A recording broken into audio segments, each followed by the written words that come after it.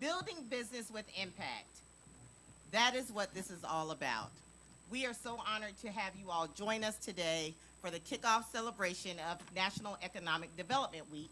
And here in the city of Fort Lauderdale, we wanted to celebrate with you all.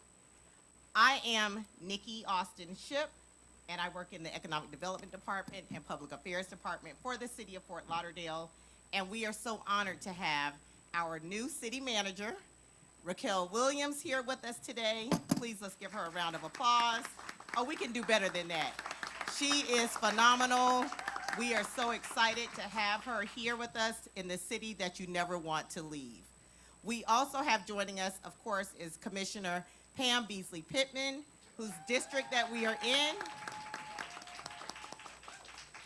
and Merdoshe LaFrance, who is a powerhouse strategist, a connector, and public affairs executive with over 2 years of cross-sector experience. As the managing principal of iTaylor Strategies, a national consultancy firm, her voice is ensured to be heard and advance equitable outcomes across government, corporate, and nonprofit sectors. She is a respected voice in public policy and civic engagement.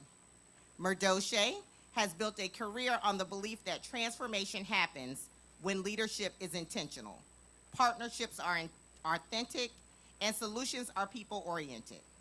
She is a native of Miramar, of Haitian descent, and it's Haitian Celebration Month, Merdoshe, correct?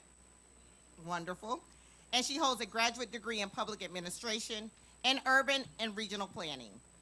She has done executive education at Harvard Business School. She is a proud member of Leadership Florida, the Links Incorporated, Delta Sigma Theta Sorority Incorporated, and Women in Government Relations, amongst others.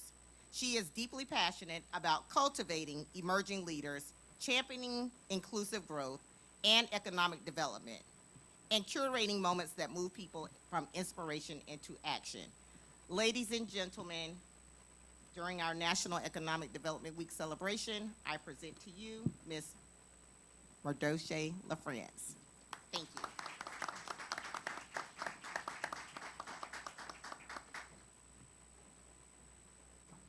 Thank you so much, Nikki. Good morning, Fort Lauderdale. Okay, let's do a little better. Good morning, Fort Lauderdale. Good morning, everyone. What a powerful day to be gathered here at the YMCA Black Box Theater. As Nikki alluded, my name is Merdoshe LaFrance, and I have the pleasure and honor of guiding you through a morning and looks like afternoon filled with bold ideas, community collaboration, and catalytic leadership. Today is about building businesses with impact. It's about reimagining how we live, how we work, play, and invest in this vibrant city. We're spotlighting entrepreneurs who are not just creating ventures, but solving problems, addressing real needs, and bringing real vision, to life. Today's about more than business. It's about boldness. It's about people who saw gaps in the world and decided to build bridges. You'll hear from a data strategist creating tools for more equitable decision-making, a floral entrepreneur who believes joy belongs in every day, a consultant building generational wealth for women often overlooked by the mainstream, a furniture maker restoring craftsmanship and durability to commercial spaces, a caregiving duo who've dedicated their lives to empowering those with disabilities, and a housing innovator designing short-term rentals for professionals who are always on the move. And you all get to hear from these incredible entrepreneurs shortly. These founders are showing us what it means to lead with purpose and precision. And they're not waiting for permission, they're pitching for progress. So right now, before we actually go into our pitches, it is my honor and pleasure to welcome the Honorable Pamela Beasley Pittman, Commissioner for District 3.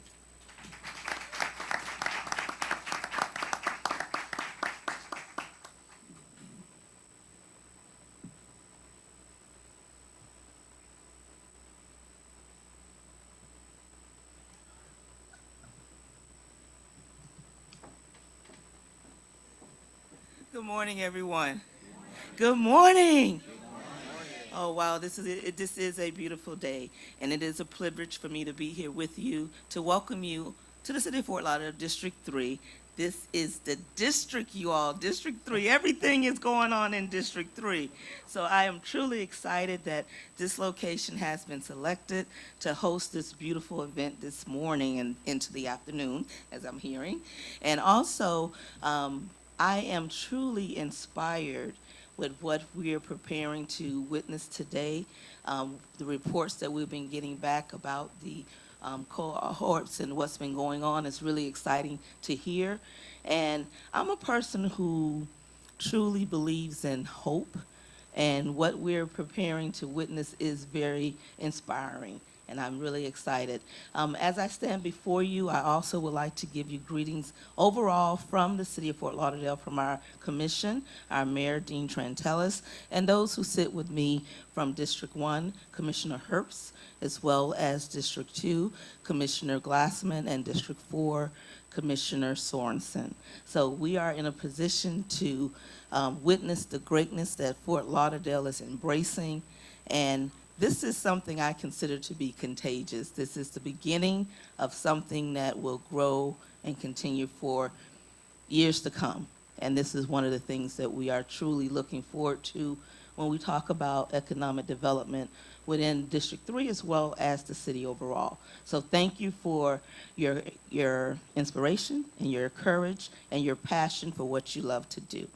And with that being said, I'm going to bring back our host. I told her I was not going to pronounce her name because I am the worst with names and I didn't want to butcher her name. So let's embrace this time, everyone, and thank you very much.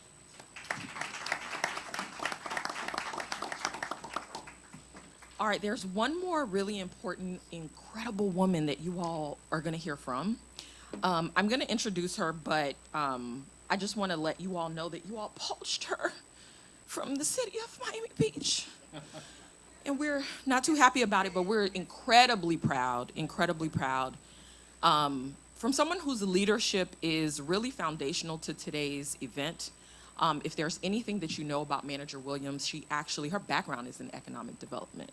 And so if anyone were to be here, it would be her.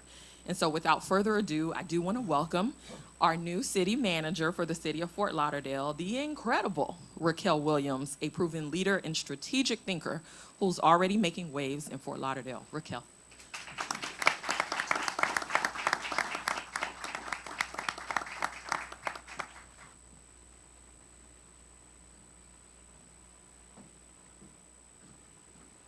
All right, let's see if you have your good morning together. Good morning, everyone. Good morning. All right, that was okay. All right, let's stand up. Everybody stand up. All right, I think we need to do a little exercise. We're sounding a little shaky. At this time, because we're celebrating community and partnership, I want to do a little stretching activity. So at this time, let's stretch outward. Don't hit anybody, but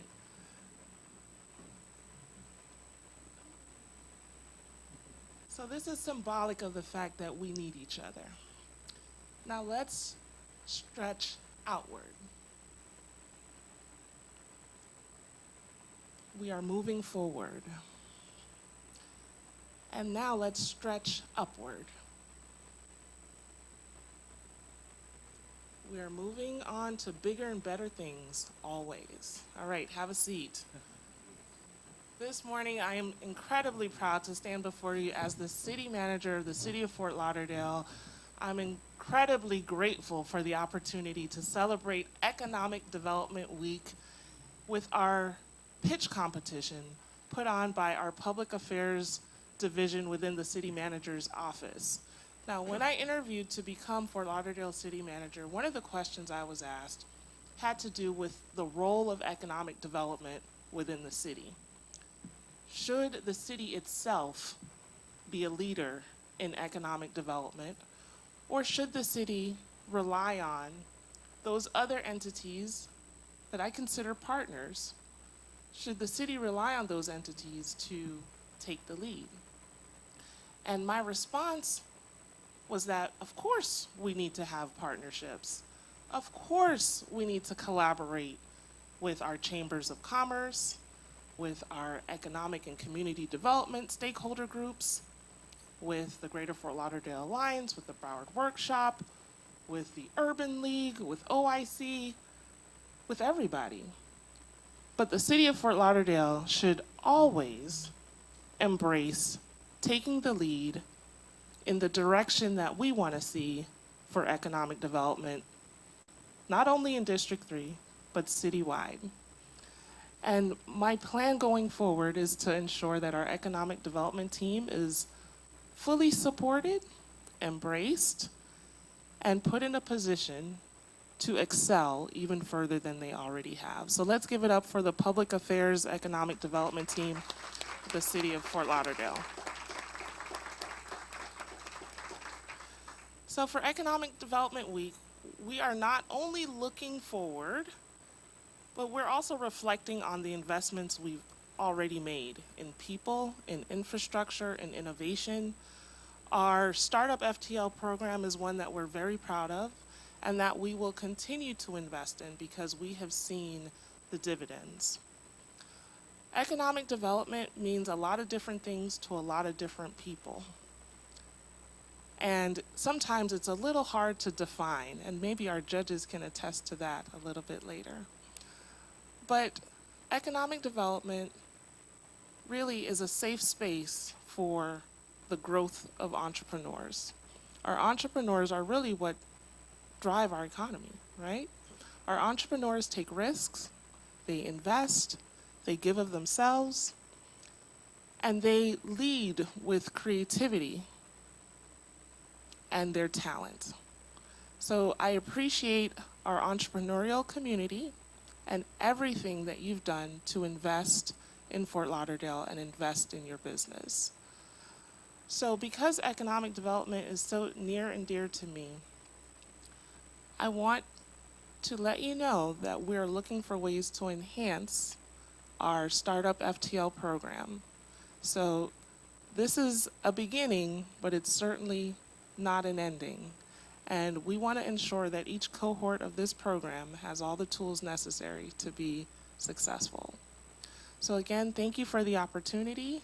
Thank you, Commissioner Beasley Pittman, for giving me an opportunity to serve in this capacity and to support the economic development function in our city. And thank you everyone for your support today, your support of our entrepreneurs, and your support for our public affairs team. Thank you.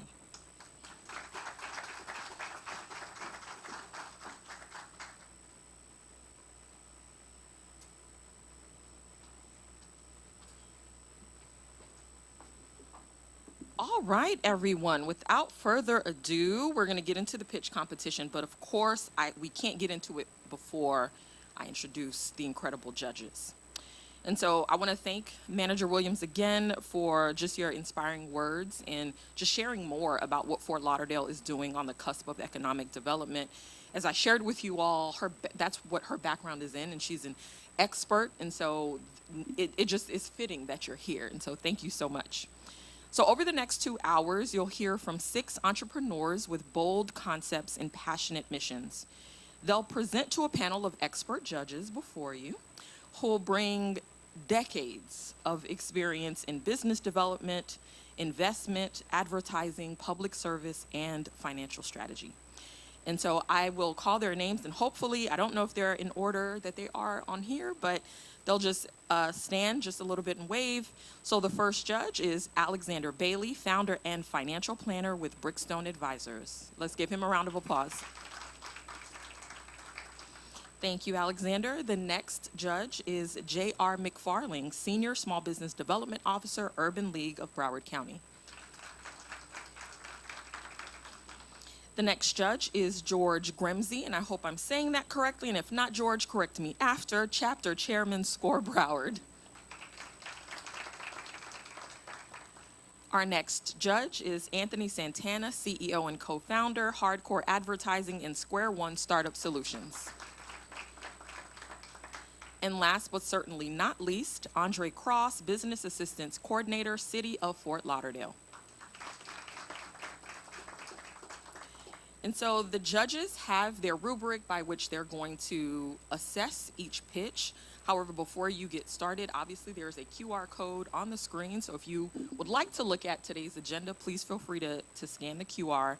But at this time, I want to call up our first pitch from Adeze Ajoku, who is going to present on ADA data, and I hope I'm saying that correct, and if not, she can correct myself, in technology, who's a data strategist enabling access to raw demographic data for decision makers.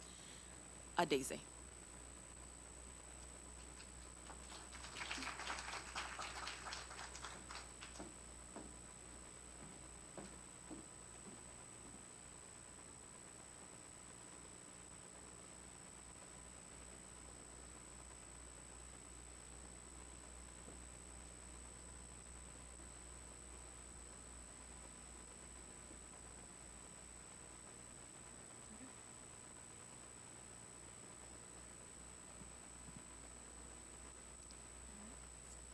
Good morning, everyone. My name is Adeze, and I'm going to talk to you about my business, Ada Data. All right. Which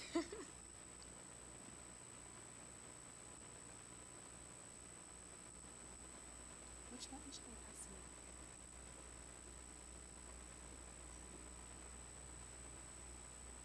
All right, we're going to do take two. Good morning, everyone. My name is Adeze, and today I'm going to speak to you about my business, Ada Data. So Ada Data is demographic data decoded. It's a cloud-based platform that decodes, cleanses, and unites raw demographic data from multiple different sources. So public data sources, you can think of the census, and private data sources. It could be data from different hospitals, different private entities of this nature. And the data sets will encompass a broad range of information, so economic information, crime stats, health outcomes, to basically allow you to access this data in a structured format through a subscription-based model. Unlike a lot of government data sources, you're not going to need to have experience with statistical tools or be able to decipher and decode 800-page code books to get the answers and insights that you want. And unlike commercial data sources, this data is going to be raw, not pre-aggregated, and then potentially subject to the institution or the analyst's bias. So right now the team consists of just me, Adeze Ajoku. I serve as the founder and the CEO, and as such, I seek to define the company's vision and strategy, oversee daily operations, secure funding, represent the company publicly, as I'm doing right now, and I plan to be the initial developer and analyst until the company scales up, and at that point, the next hire will be a cloud engineer that I'm planning to hire on contract. And then as I start to grow the different data that's available, having a research analyst that can provide custom data solutions to our different subscribers, and a partnership manager to keep these relationships engaged and activated. So really the vision is to become the leading provider of pre-processed raw demographic data that centers dignity, accuracy, and innovation. So really the goal is all of the data and none of the narrative. Really, the idea behind this business stems from my personal frustration with how data on Black Americans is often used. It's framed through a deficit lens and compared to other groups in a way that I believe prohibits deep understanding and limits empowerment. So the mission is to reimagine how demographic data is collected, structured, and accessed, to retire these old narratives. Using clean, unified data sets, we allow for internal benchmarking, strength-based analysis, and a fuller picture of human potential. So really how we stand out are in these key ways. This data is going to be available. It's going to be completely transparent data sourcing, and the way that it's decoded will also be transparent to the user. And it's going to be accessible to all types of users. It could be researchers, data analysts, organizers, not just tech-savvy users. So as I've talked a bit about, the service that I'm providing is a cloud-based data platform that will allow subscribers to access structured, join key-ready data sets across a breadth of different data domains. It'll be interoperable, so if you want to get insights on a specific community, on their health outcomes and their economic outcomes, you're able to connect across these different domains. And that data decoding is already done. It's going to allow for intuitive querying Also, if you have certain proprietary data that you'd want to combine with the data that we have available, you'll be able to do that through an API integration.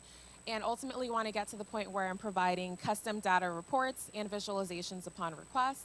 There'll be a couple different subscription tiers and different payment plans with annually offering more of a discount. The target market here would be academic researchers, nonprofit organizations, etc., and hoping to access these different groups through partnerships with academic institutions, offering discounted pilot programs to nonprofits, promoting this at conferences, and building thought leadership on different platforms such as Medium. This is sort of what the financial outlook looks like in that first year. The bulk of it is going to be developing and engineering costs. The goal is to be able to achieve 100 subscribers within the first year. So that's targeting 8 new subscribers a month. And with this plan, hoping to break even within the first 12 to 18 months. Looking to 2025 and beyond, planning to finalize building the prototype this year and release it to a couple different testers.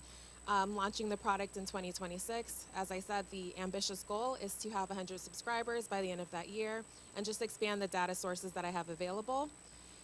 And looking forward, I'd like to ultimately have an AI tool that allows people to speak in native English or just in plain English what they want, and it'll generate the queries for them.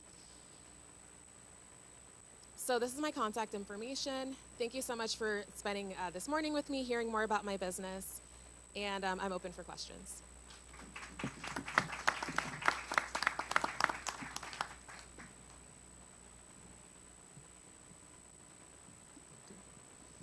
Excellent presentation. Thank you very much. Thank you.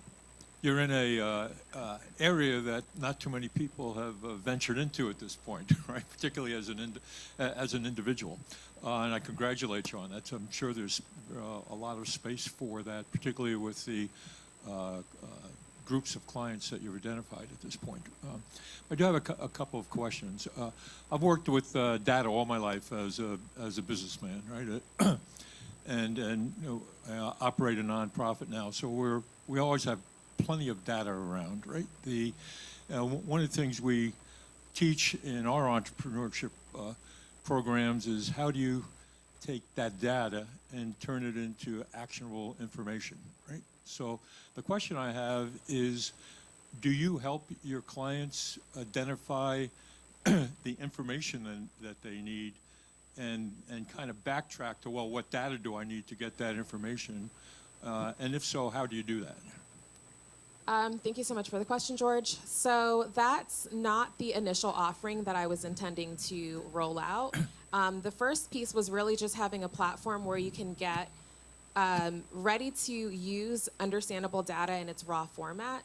Just because from what I'm seeing right now with a lot of demographic information, you might have large sets of data with variables that are not readable or understandable. So a column could be X013, and you'd have to kind of cross-reference with a code book to understand what does that align with, what question was the respondent asked, what do the values that are populated here translate to. So basically taking that step out and having it be available in a format where column A is number of homes owned, and it's very easy for the user to go in and start making a meaning of. So that's sort of the first products or the first offering that I had envisioned. But I did talk a little bit about offering custom data sources and reports and visualizations. So that's kind of a little bit closer to what you're asking about, where the user can say that they have a specific interest, they're wanting to understand more about economic outcomes of a certain group. Maybe they want to look at, you know, suburban Chicago versus like inner city Memphis or something. And at that point, this is contingent on having the staff available to be able to assist with that, but that would be the next level. Very good. Thank you. Yeah. Good presentation. Is my Thank mic you. on? No? Can you hear me? Oh, there we go. Good presentation. Over the years, we've purchased a ton of data from different companies. So this is very interesting. So you're building out a platform to where it's also going to be a self-service where you can pull the data there. So one of the things that we've done in the past is pull data from the larger data provider companies, which normally there's a big barrier to entry because of price for a lot of small business to use those. So is there you said a subscription model, is it is there a price point already that you're thinking about for the model, or are you not that far yet?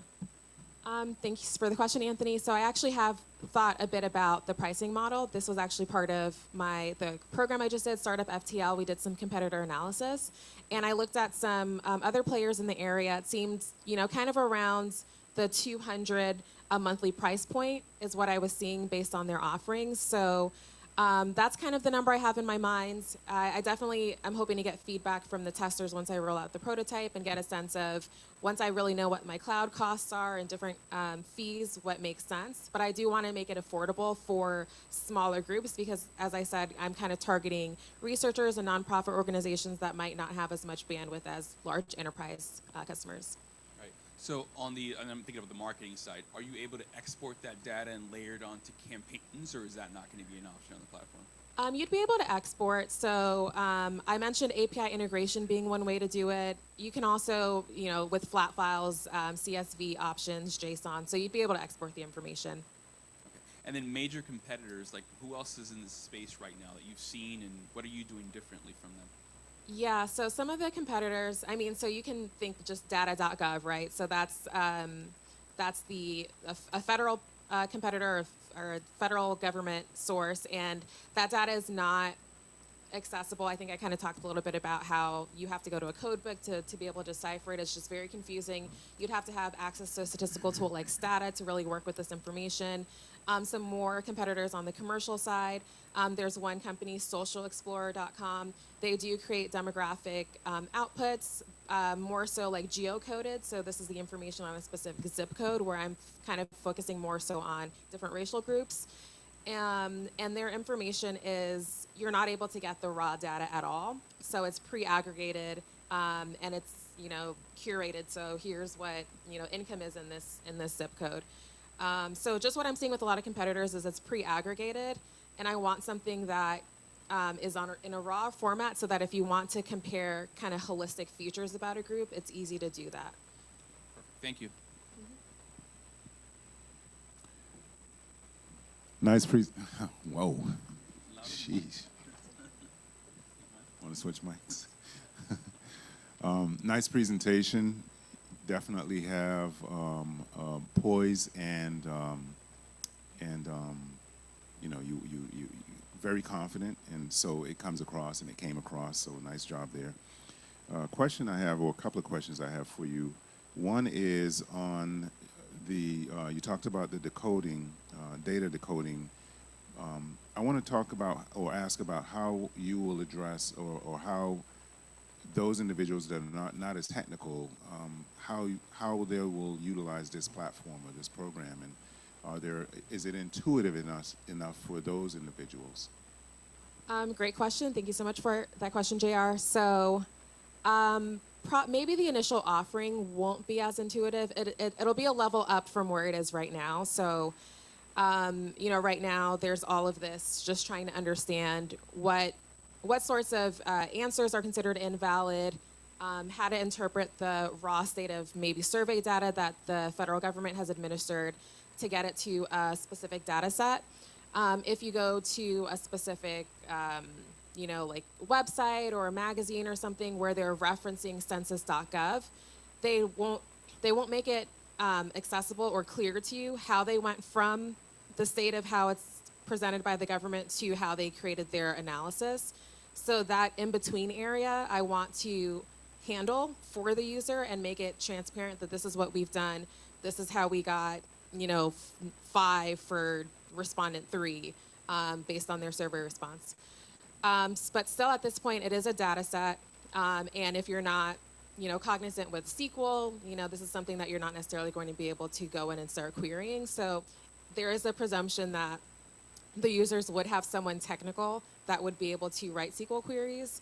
But I don't know if I really got to expand on sort of like the 2027 vision, but I would like to get to the point where there's like an AI agentic offering where someone can go in and say, I'd like to look at, I keep referencing Chicago suburbs. So I'd like to look at the economic outcomes of the Chicago suburbs, just kind of typing this in, and then having the AI agent run through the data and populate the output for them, so generate that SQL query for them. So that's what I'd like to get to, but right now, sort of like that prototype first step offering is just making this data make sense, because it's just not clear to like the general layman unless you are a researcher and have a statistics background. Thank you. And I have one more question for you, revolving data integrity, and what tools do you have in place to assure that your stuff is well protected and continues to be well protected? Okay, so when you're saying data integrity, are you referring to like data privacy concerns and things like this? Yes, correct. Yes. Okay. Yeah, so actually the federal government, if we're talking about the census information, a lot of that is already de-identified. So they remove a lot of so really you wanna make sure that you don't have enough identifying information that when combined we can figure out who the respondent was. So a lot of that is already identified from the federal government, and if I were to get data from private sources like a hospital, I would assume for the most part they would, if they were offering it, it would also be de-identified, but if not, there are certain different guidelines. So there are guidelines you have to follow with HIPAA or GDPR to ensure that the data remains secure, and so I would adhere to that as well. Okay. Thank you so much. Appreciate it. How are you? Can everyone hear me? I think your presentation was really good, and I think it kept everyone in tune with what you were saying. I just have a simple question. So in this field, did you see, you thought maybe there were issues and maybe you wanted to go in this field just as far as the competitive part to change. So that was like, what would make yours different, or is there, do you have like a training in place for people who aren't, you know, computer or whatever savvy? That's my question. So the first question is how my offering would be different, is what you're saying? Okay. Correct. Yeah, so I think the focus that I have on presenting this information raw, so it'll be pre-processed, but it'll be in a raw format, is just because I think right now, a lot of times when you're wanting to get information on different racial groups, different ethnicities, it's always comparative across racial lines, and I find that to be divisive, and I don't find it to be very empowering. I think there are more nuanced questions that we can be asking, and it's more interesting to look at what's going well within a specific community and what the same community in a different area can learn from the wins. So I just think that that's how it would stand out. It would allow the opportunity to ask more nuanced questions that I think can actually benefit different groups. And then in terms of training, this would be more kind of like second tier offering. So once I get to the point where I can offer custom data reports and visualizations, that would be a partnership with you know, the in-house resource and the customer. What are you looking for? Here's how the data is structured. They would be presented with like a data dictionary, an ERD, and there would be conversations to make sure they feel competent in using the information. Thank you. Good morning. How are you? Just a little nervous. It's okay. You did amazing. I do appreciate you coming up here and, you know, outlining your whole entire plan. And I do want to ask, in terms of starting out and going to market with it, is the goal to start more B2B or B2G? So B2B, business to business, B2G is like direct consumer? Business to government. Business to government. I would say the goal is to be more B2B. Right now, the prototype that I want to roll out and the testers that I'm looking to acquire, they're going to be kind of other business owners, individuals. I think once I really have what I want refined, getting government contracts would be amazing, because those would be more stable subscriber bases, so I'd have a better sense of sort of what my profit would look like over time. But I think there's a lot of opportunities with kind of smaller orgs, so nonprofits, smaller companies as well. So. And with that market, how do you plan to infiltrate the market? I guess, do you have mapped out a planning or a marketing or a prospecting strategy to infiltrate? Yeah, so a couple ideas that I had were so the prototyping, offering it to people, and having these people be sort of word of mouth, real life advocates to other business owners is one option. Offering discounted pilot programs and specifically going and seeking out partnerships with nonprofit organizations. And then also I know that I'm in this space as well, and Medium is a really big tool that a lot of people in data and tech reference to get information on different products and offerings. So just kind of growing a presence on there, I think, will also help with getting kind of inroads in the community.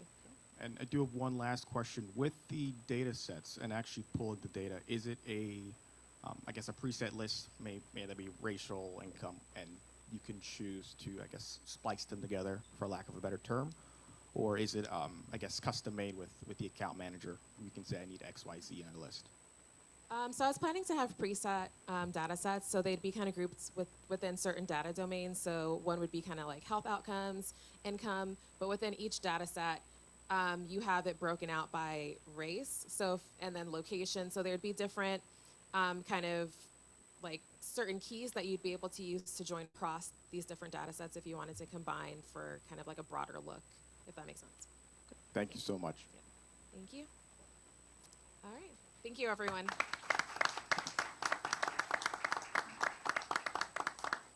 Thank you. Let's give Daisy another round of applause.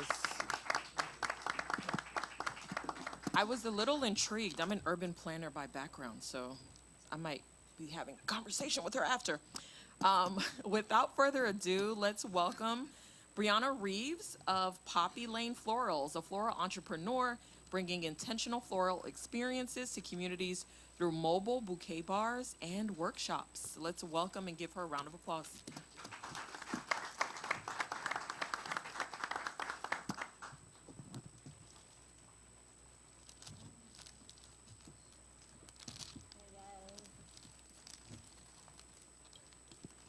I think she's trying to bribe us. I don't know.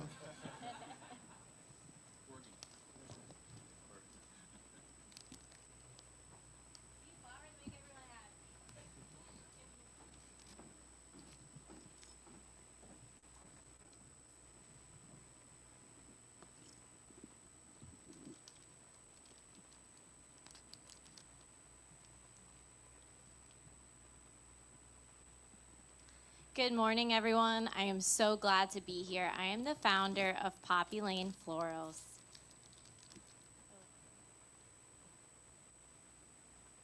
Outdated models have left florals wilting away behind countertops and checkout lines.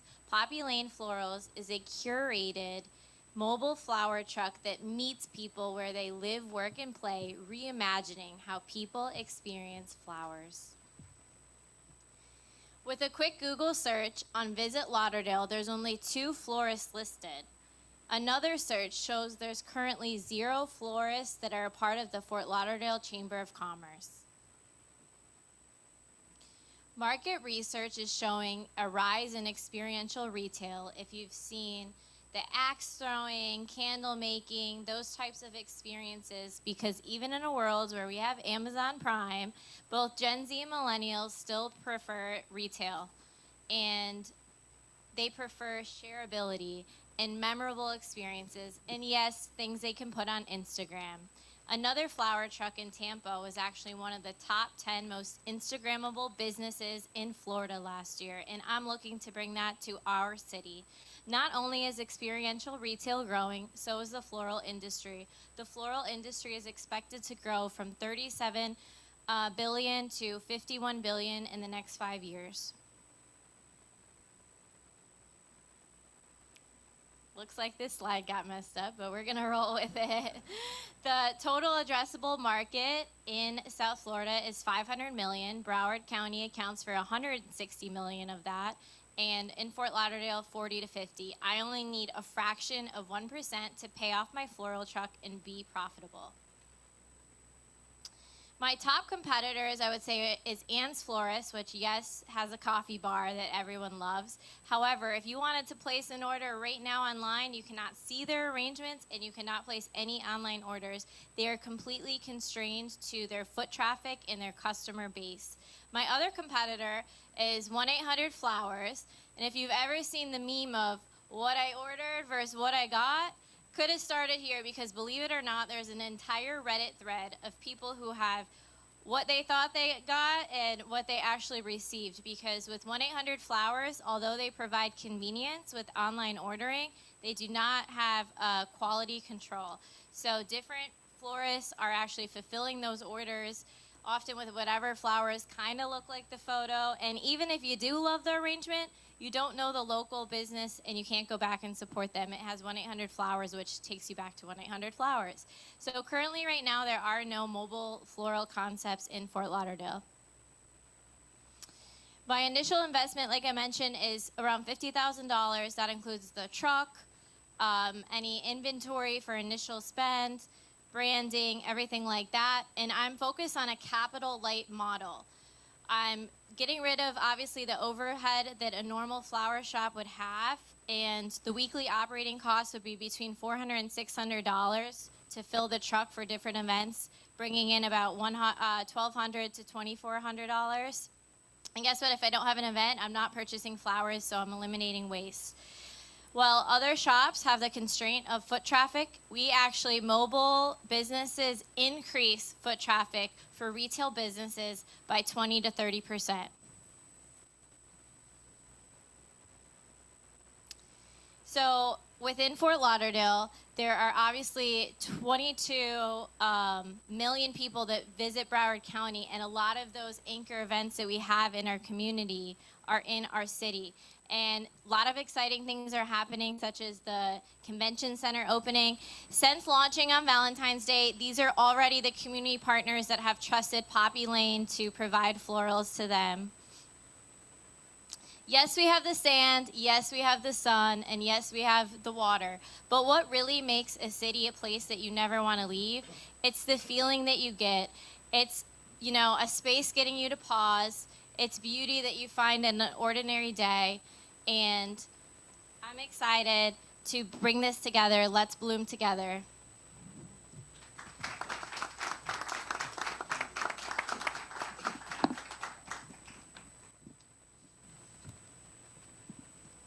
All right, I'll jump in. Very good, very colorful presentation. Yes, florals are very visual. Thank you. Very, very interesting approach here.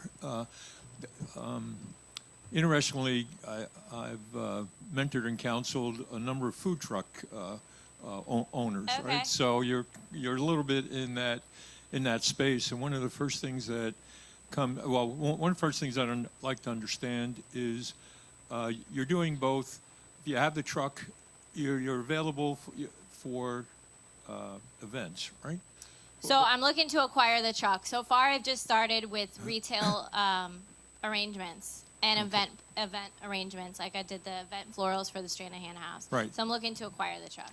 So once you get the truck, though, will it be delivering to events and delivering to people that are ordering online, or is there also walk-up activity Yeah, with a and parked it's truck? an experience, so people can make their own bouquet, whether it's the mom-to-be, someone for their bridal shower, teacher appreciation. It's allowing people to have that experience of building their own bouquet.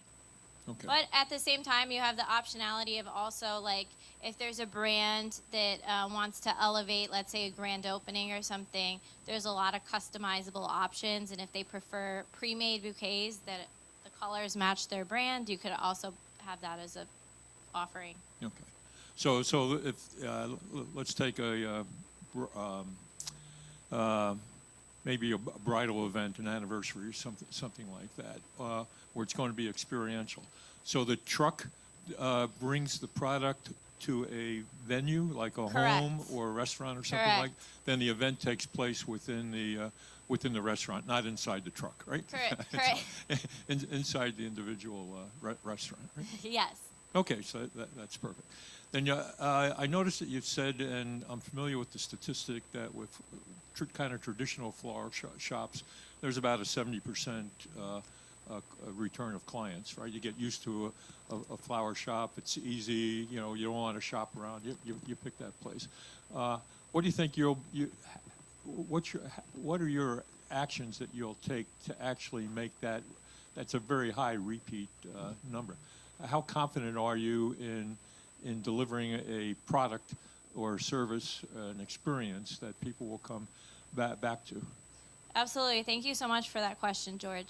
So my mantra in life, actually, former teacher, is relationships first, everything else second. And as I reflect really launching this business, I think it comes down to I've built such genuine relationships that people know, like, and trust me.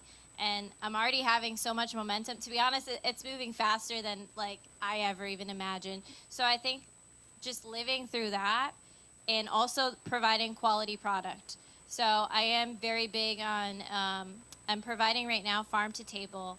So it's cutting several steps in the process where, you know, let's say you buy florals at the grocery store, they've been through so many more steps. And I'm offering farm to direct so they last longer, they're more unique. I mean, a lot of my stuff too, it's not something that's been sitting at Publix that's wilted. It's unique flowers that you can't find. It's exotic flowers that you've never seen before. Very good.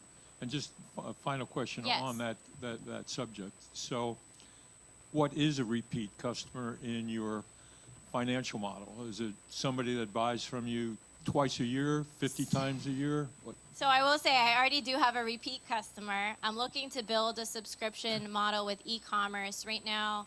Something I didn't mention is I did join a mentorship group with women in florals, connecting me with literally top CEOs of floral companies, and I'm already in the works of being able to offer e-commerce, but it's going to take about 3 months to set up.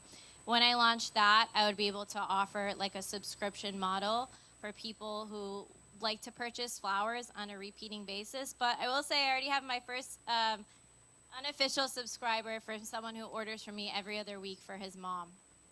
Okay, thank you. Yes.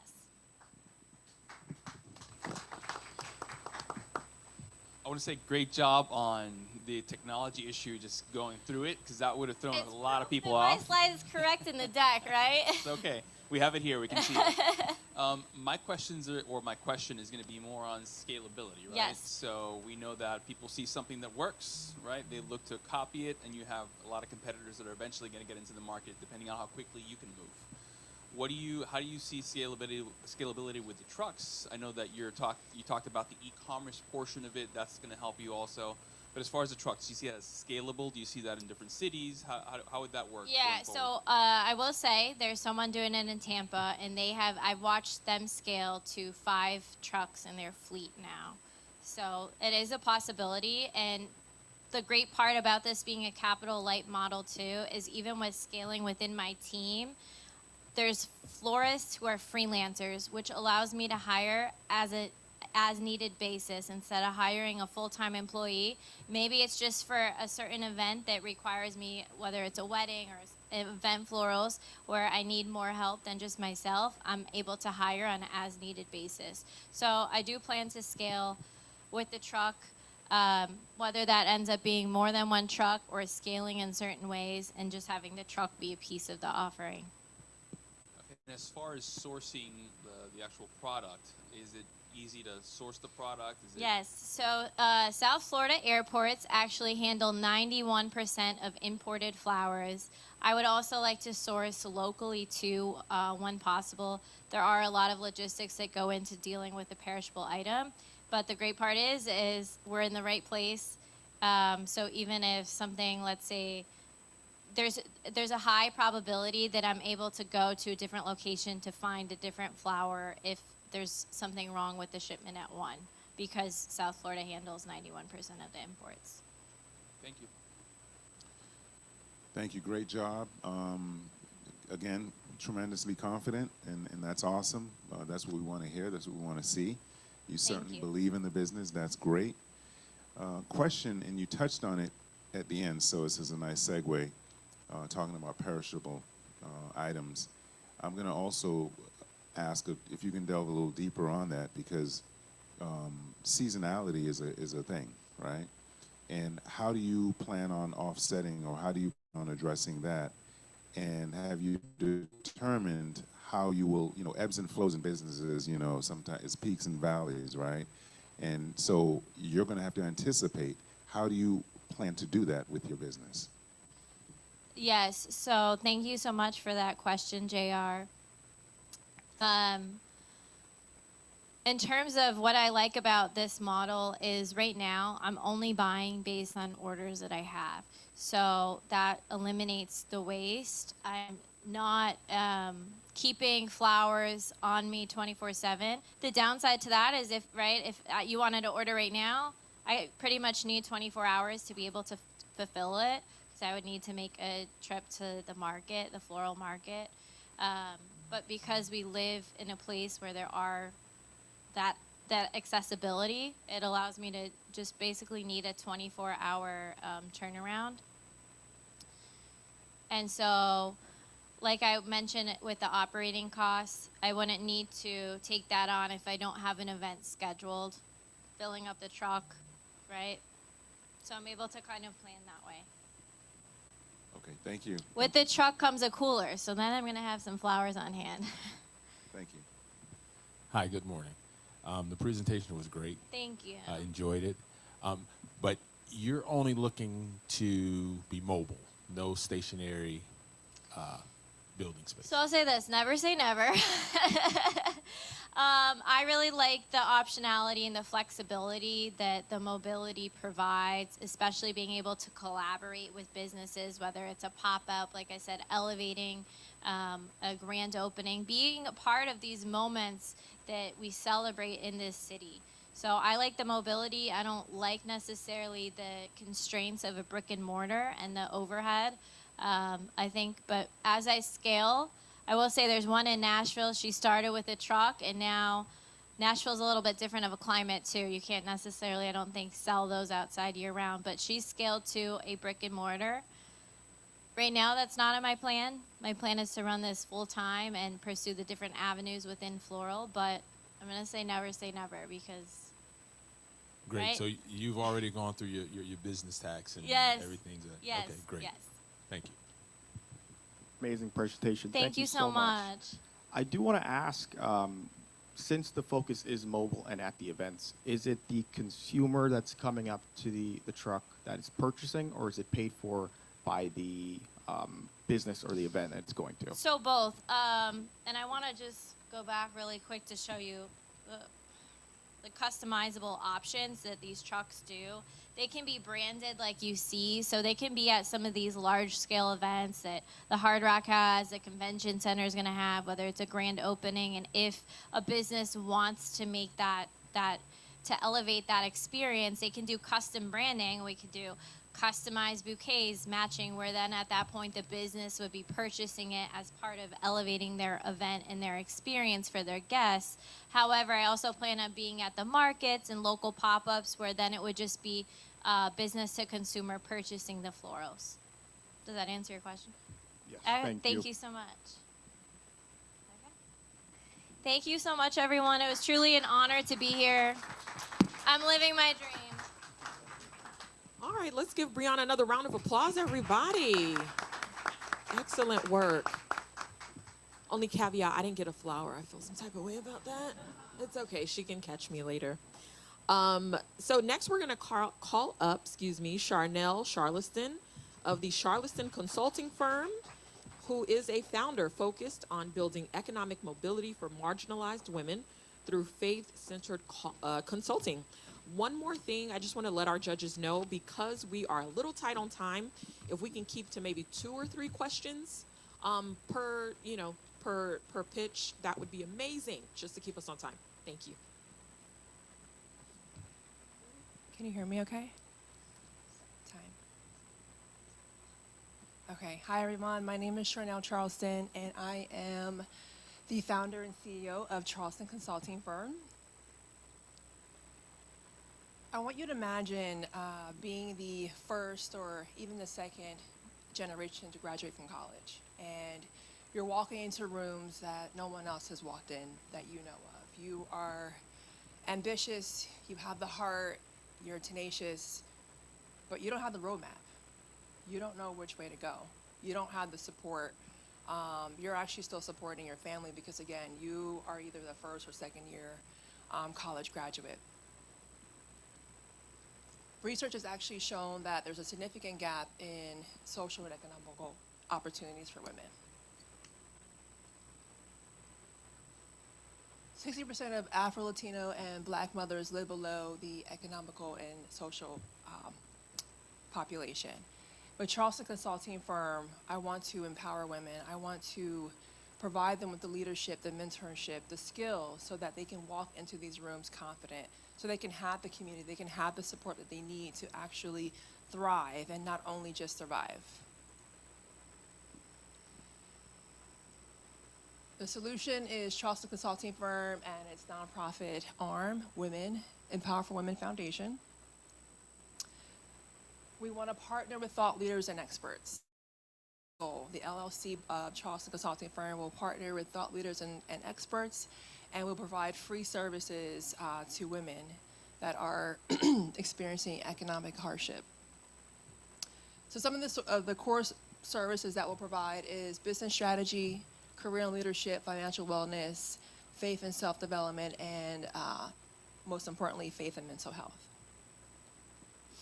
Our target market, obviously first and second generation college graduates, entrepreneurs, executives, and even organizations. We do want to walk into different corporations, and we want to actually partner with these corporations that are aligned with our values, the values where we want to create equality within the workforce. Our competitive edge is that we actually have a comprehensive model where we're not just saying, okay, you want to improve economically, you want to start a business, you want to build financial wellness. We actually want to provide a whole comprehensive model where we're asking our clients, where are you at in your mental health? How are you doing within your faith, right? A lot of our competitors, they're focused on one particular aspect, whether it's financial wellness or whether it's business strategy or entrepreneurship. Very, very rare that I've had an encounter where we're asking how the person is doing as a whole. So at Charleston Consulting Firm, the goal is to start off with their faith, their mental and physical health, where are they at, and actually help them grow from there. The financial model is, the goal is really just to kind of connect with government grants, provide corporate trainings, money off of product sales, space rentals, and sponsorships.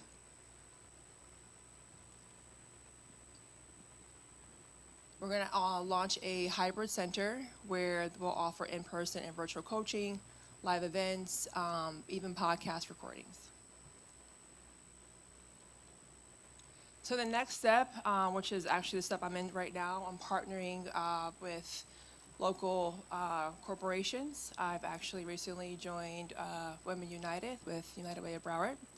I've also have partnered with Lean In, who offers a executive leadership curriculum. So everything is already completed. It's already set. The team that I will need, first and foremost, again, partnering with thought leaders and experts to provide these services, these skills, these workshops, the seminars.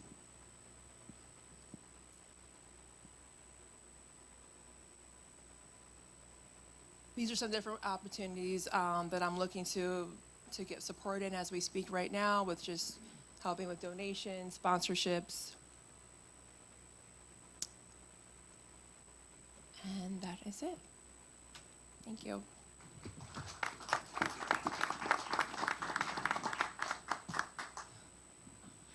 Could you excellent presentation and a good flow to what you presented. I had from the very beginning though, one question. The legal entity you mentioned, for-profit with a nonprofit arm. Could you explain that a little bit further as to how things will operate? I see a lot of your funding was looking for grants. I assume that would be for the nonprofit. So exactly. Is it a structure where the nonprofit generates the money and then hires the for-profit to execute, or? Thank you for the question. Okay. So the Charleston Consulting Firm is going to be the LLC, where I'm partnering with thought leaders and experts. So very much so like yourself, you have SCORE, where you have a lot of volunteers who are offering their services. You have people that are launching different companies and they want to share that information. Partnering with them to provide that information to the clients on the nonprofit side. And where it comes to the nonprofit side for funding, requesting grants, requesting support so that way that the operation can continue. You're welcome. And you have a location already set, or is it going to be open? It's going to be virtual.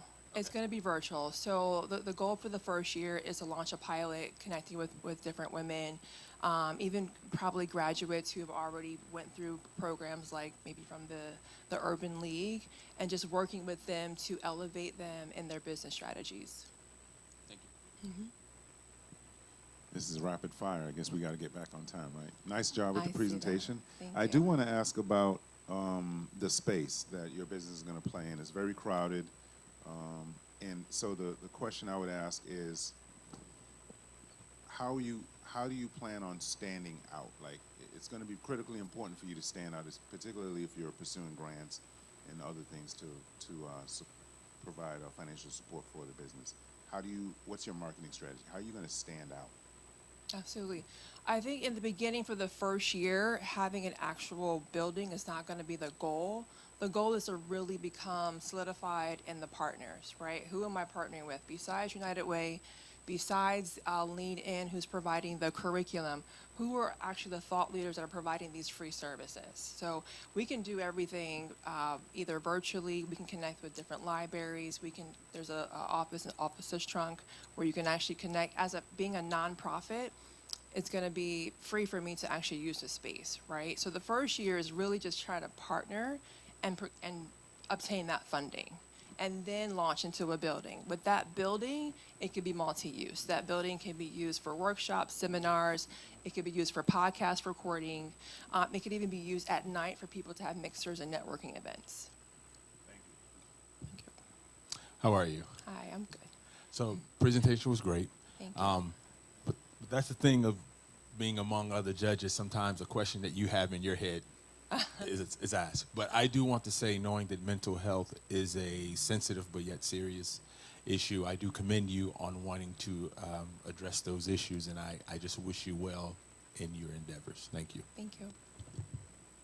Thank you again. I do appreciate it. I do have one question in regards to one of your slides. I noticed there was product sales. So I just want to know, I guess, what idea do you have for the specific product that would be sold, as well as pricing for the product? Absolutely. So with the Empower Her Foundation, whether it's T-shirts, whether it's journals, whether it's hats, those products would be sold. Thank you. You're welcome. All right, let's give Charnel another round of applause.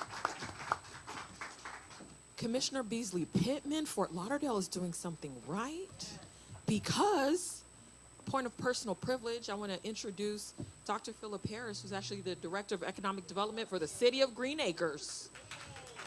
Hi, Dr. Harris. He didn't know I was going to do that, y'all, but I have friends in all places.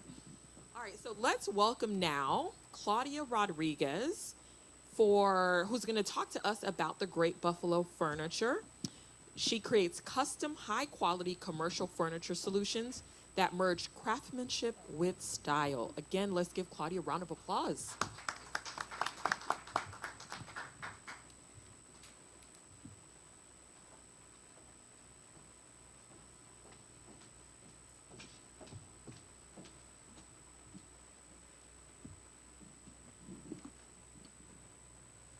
Hello. Oh. Hi, my name.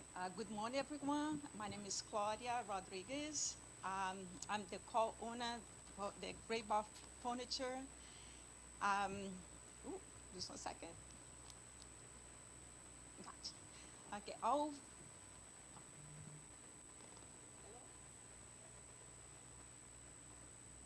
Sorry about that. Sorry. It's better. Okay. Our furniture business is small, based in Fort Lauderdale, specializing in craftsmanship and high quality, establishing and functional commercial pieces. Our problem right now is the tariff and duties. Import the furniture, especially overseas, can be subject to tariff, duties, and overall cost. the solution is to understand associated costs, include freight, insurance, duty, taxes, and other fees. This is some of the products that we design, and all pieces are made with exclusive, with certified woods. We create high quality, long-lasting furniture with durable material. All products is coating with top quality material, such as high-end leathers and fabrics. All chairs and designed to be both comfortable and inviting, make any environment more welcome without sacrifice style or elegance. Our team work with architecture, designers, and meet individual clients' needs. Oh, sorry about that. Our competition, what I was looking, company Sossego Moderno Brasília Design is they do the similar furniture, use the same wood quality. The difference between our company to Sossego Moderno Brazilian is our price is much better than the Sossego furniture.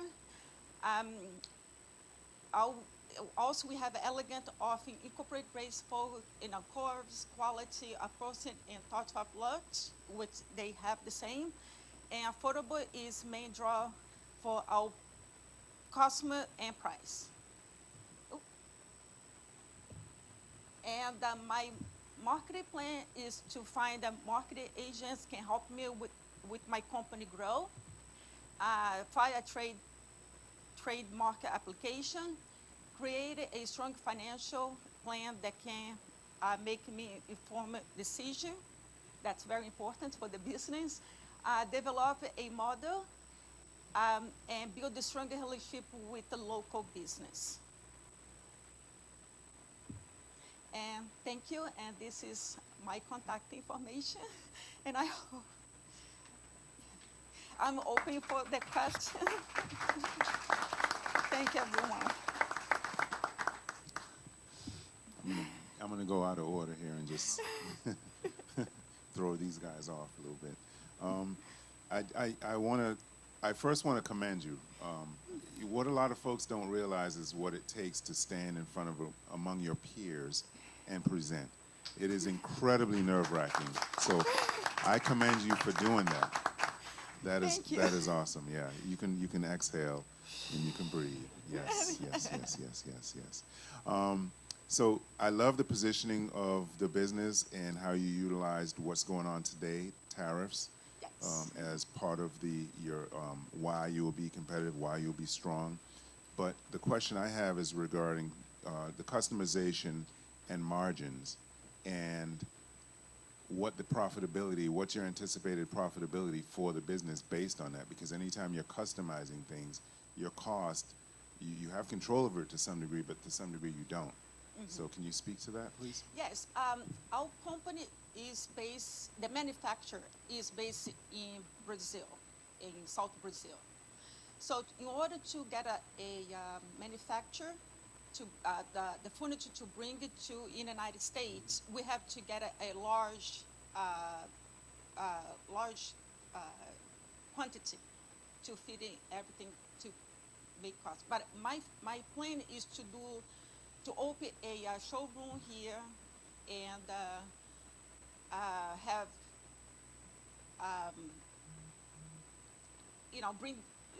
open a sorry about that.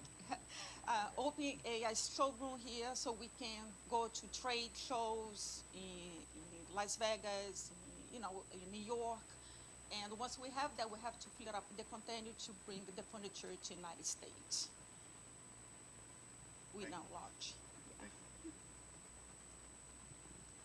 So I guess just a product-related question. So how is the process now? Is it just sold on your website? Is it like an e-commerce?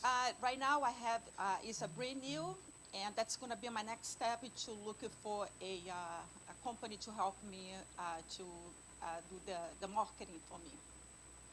Got it. Okay. Thank you. You're welcome. Hi. So how are you making sales now? Right now, we are just brand new. We started doing the website, the catalog, going to show. Our partner went to Las Vegas for an export. So we are starting right now. We are brand new, just starting.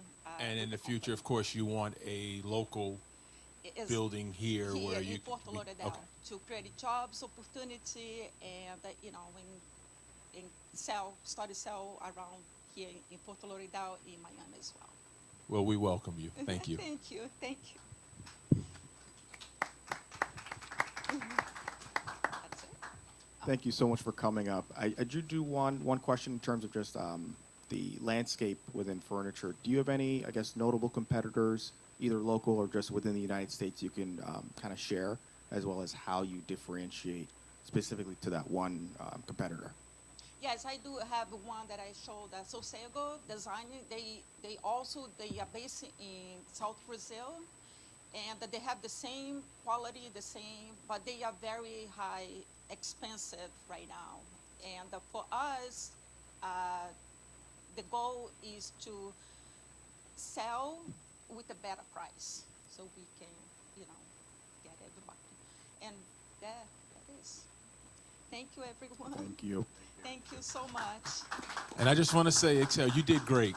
You did great. Just Excel, you did great. I know it's hard to get up there. but you Give did Claudia a round of applause. Claudia, that was awesome. And I want to echo something that one of the judges said too. This is incredibly difficult. Being an entrepreneur is already difficult, but getting up before your peers and before strangers to pitch your business is incredibly difficult. All right, we have two more.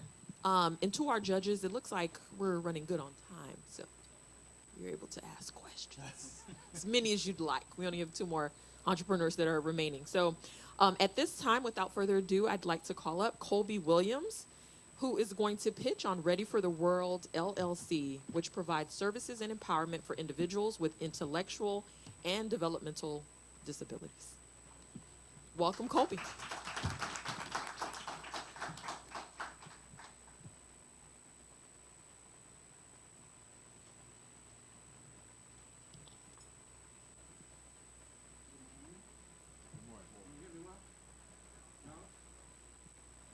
Can you hear me well now? All right, good morning, you guys. I'm nervous, but I'm here. My name is Colby Williams. I'm the CEO of Ready for the World, CEO of Ready for the World, along with my beautiful mother back there, Brenda Williams. Raise your hand, say hello. Before I start, I just want to talk about my passion for what we're doing, also my mother's passion for what we're doing. My mother's been doing this for over 45 years, also with myself behind her, learning as I grow as a child. Outside of that, I also want to mention about her hard work and dedication towards this field all of my life. We lost my sister during the pandemic, and my mother was at work, and we had to call her and tell her to come and, break the bad news. But outside of that, the reason why I'm mentioning that, I wanted to let you guys know about how dedicated we are towards giving care. Impact story. This is Samuel. We provide non-medical home health services for Samuel. Outside of life skills development, companion service, personal care, and home support, those are the services that we provide. Samuel's mother lives away in New Jersey. So we're in the group home with him from time to time, giving that extra support and personalized care for his mother.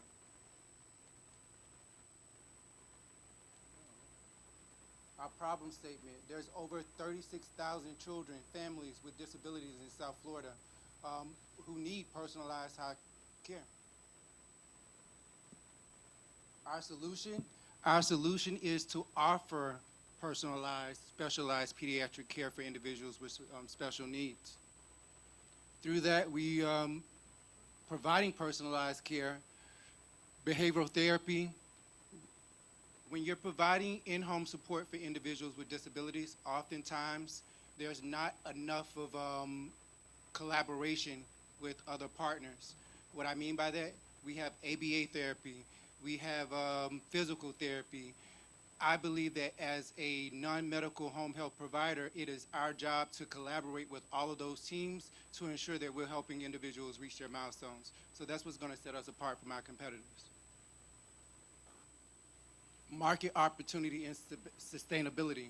The information that you have right here is from IBIS, which is a data research globally. Also, we're going back to our target market. Our target market is families with disabilities and also ESE specialists. They can also help us within getting our clients. Our market is growing. There's many kids that are with disabilities, which is increasing. For our future market expansion, we're going to start a program which is called Travel Buddies. Travel Buddies is a program that I came up with through working with Samuel. Our business model will get revenue streams from private pay, also within government reimbursements, and also different local partners through Step Up and et cetera. Well, you guys not asking for anything. We're not asking you for anything, but if you can give it, we'll take it. But outside of that, we're talking about our profit. We've been in business for a year now, and within being in business, for 2 years now, we've reached within 2 years. So I'm proud to say that within the 2-year period, we have actually surpassed our projections. Our team, once again, my beautiful mother, Miss Brenda Williams right there, and myself, how we would plan to execute our plan is to make sure that we have full-time employees in the house, and everyone will be trained. We would also have collaborations with hopefully the city of Fort Lauderdale, the Levan Center, and also Broward County Economics. And here's our contact information. I'm sorry for the hold up, but I tried my best to do as well as I could. I'm very nervous. Thank you guys for having me.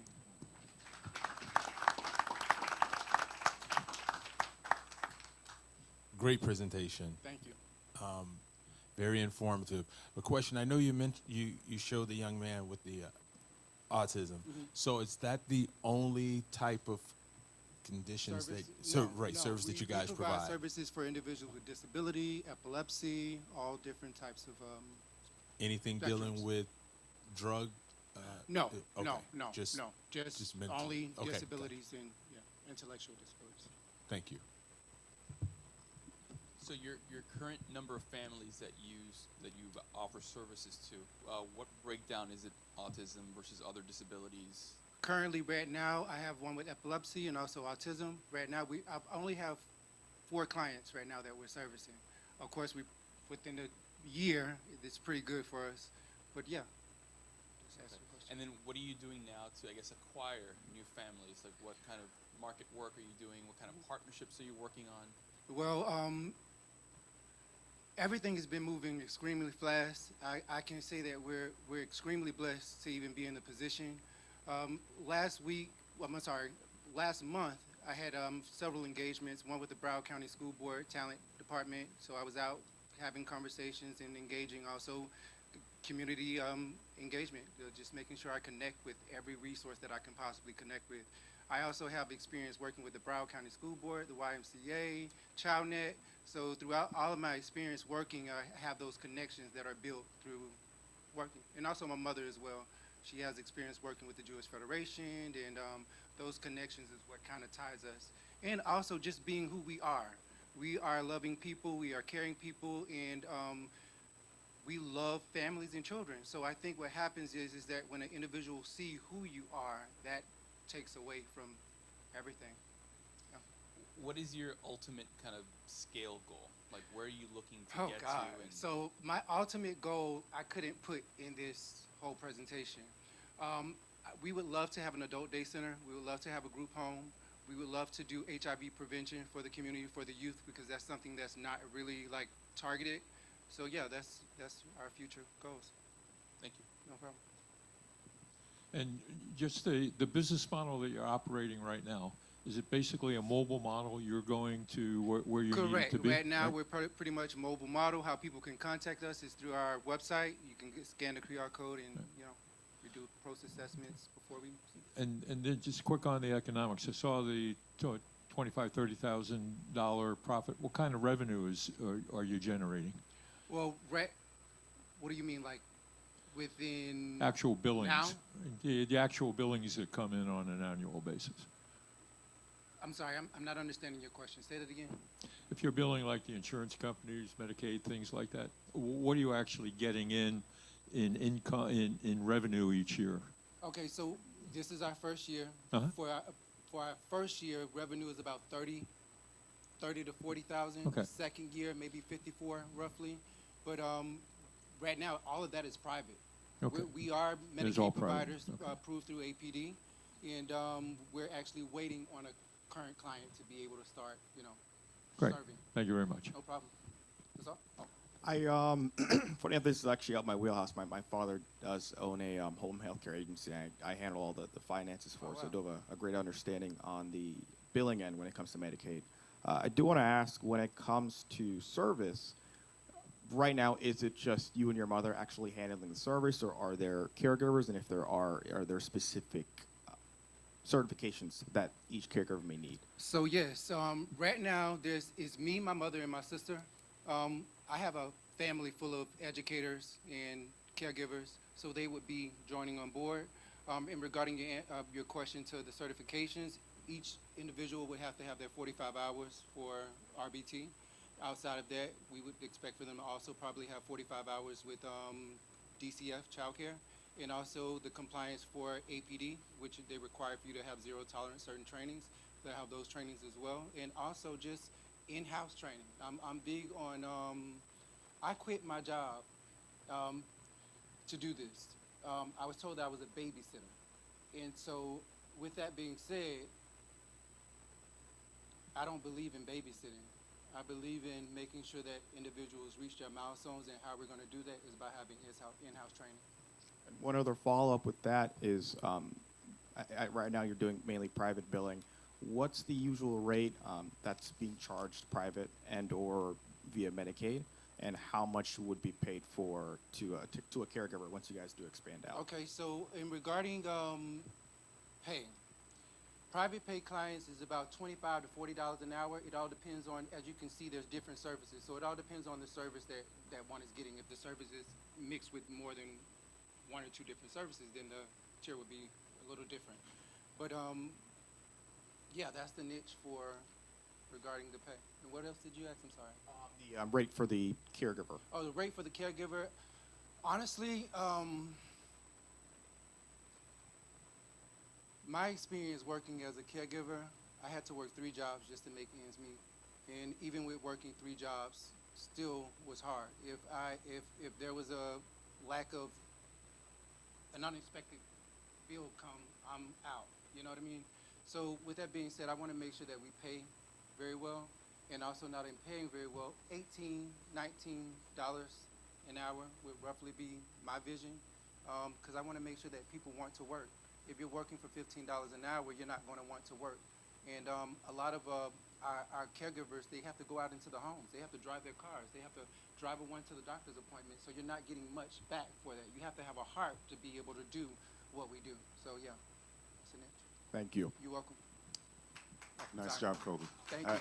I have a question for you regarding the business. I know you're right now it's private, but at some point you are going to engage and involve government. Yes. And that in itself poses a challenge, which is the cash flow gap, because now you're waiting to be paid. What's your strategy? What's your plan? Have you given thought to what that's going to look like? Because when you scale your business, and that is getting in, you start getting these contracts and providing services that way, you're taking on the work, but do you have the resources to fill the gap while you go forward? What's your plan for that? Well, my plan to be able to do that, honestly, I want to build a nonprofit, and when I'm building that nonprofit, hopefully I can be able to get, let me reset. Number one is to save. save so that you can have to be able to pay your employees. Also, take away from myself. If I take away from myself, then I can make sure that I have quality employees and knowing that they can go into the home and be happy and have a job, you know, happy with work. But yeah, that's the nature of that, saving and just making sure that I have set to just be able to provide. This is a giving brother up here. Give him a hand. Thank you. Thank you, Colby. Fantastic. All right. So, we're at our last pitch, but there is a caveat, ladies and gentlemen. So, what had happened was we're about 50 minutes ahead of schedule, which is amazing.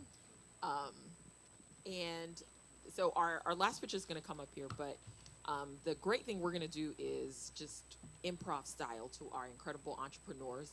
After our last pitch is given, we're going to then provide the entrepreneurs an opportunity to come back to the stage and actually pose 2 questions to our judges.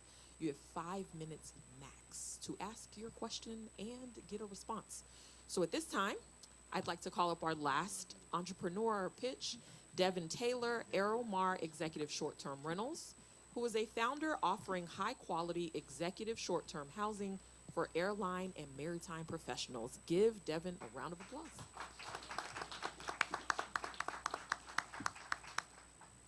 And to the entrepreneurs, be thinking about your 2 questions.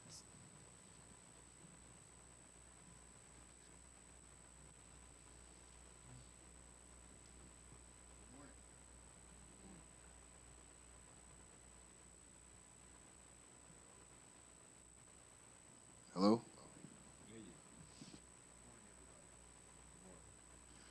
My name is Devin Taylor, and I am the founder of Aeromar Executive Housing.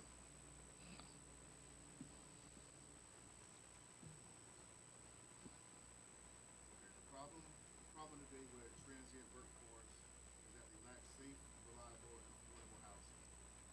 Each year, thousands of airline crew, maritime professionals, and healthcare workers relocate temporarily for assignments only to struggle with finding housing that fits their schedule and safety needs. Many of them stay in cities that they don't call home for days or even weeks at a time, require predictable, secure accommodations between shifts. Yet their options are limited. Hotel charges premium rates that are unsustainable for extended days. Short-term rental platforms like Airbnb often deliver inconsistent quality and lack professional oversight.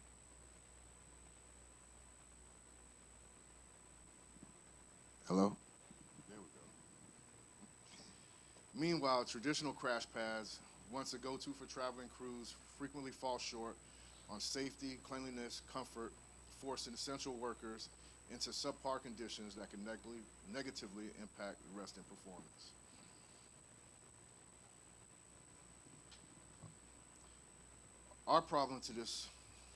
Our solution to this problem is that Aeromar delivers executive-style, fully furnished rentals designed specifically for mobile professionals.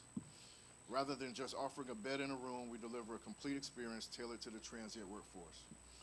Guests walk into a modern, clean space outfitted with high-speed Wi-Fi, ergonomic workstations, luxury linens, and thoughtfully designed accommodations that promote comfort and focus. All of our properties are strategically located near airports and seaports and hospitals. All of our units feature keyless entry, blackout curtains, high-speed Wi-Fi, and 24/7 check-in.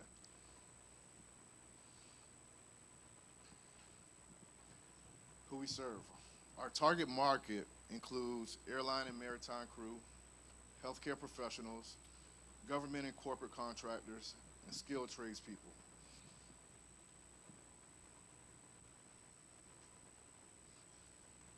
Now, where we set ourselves apart is that we provide consistent and comfortable accommodations that Airbnb lacks. We also provide affordable and flexible accommodations that hotels can't provide.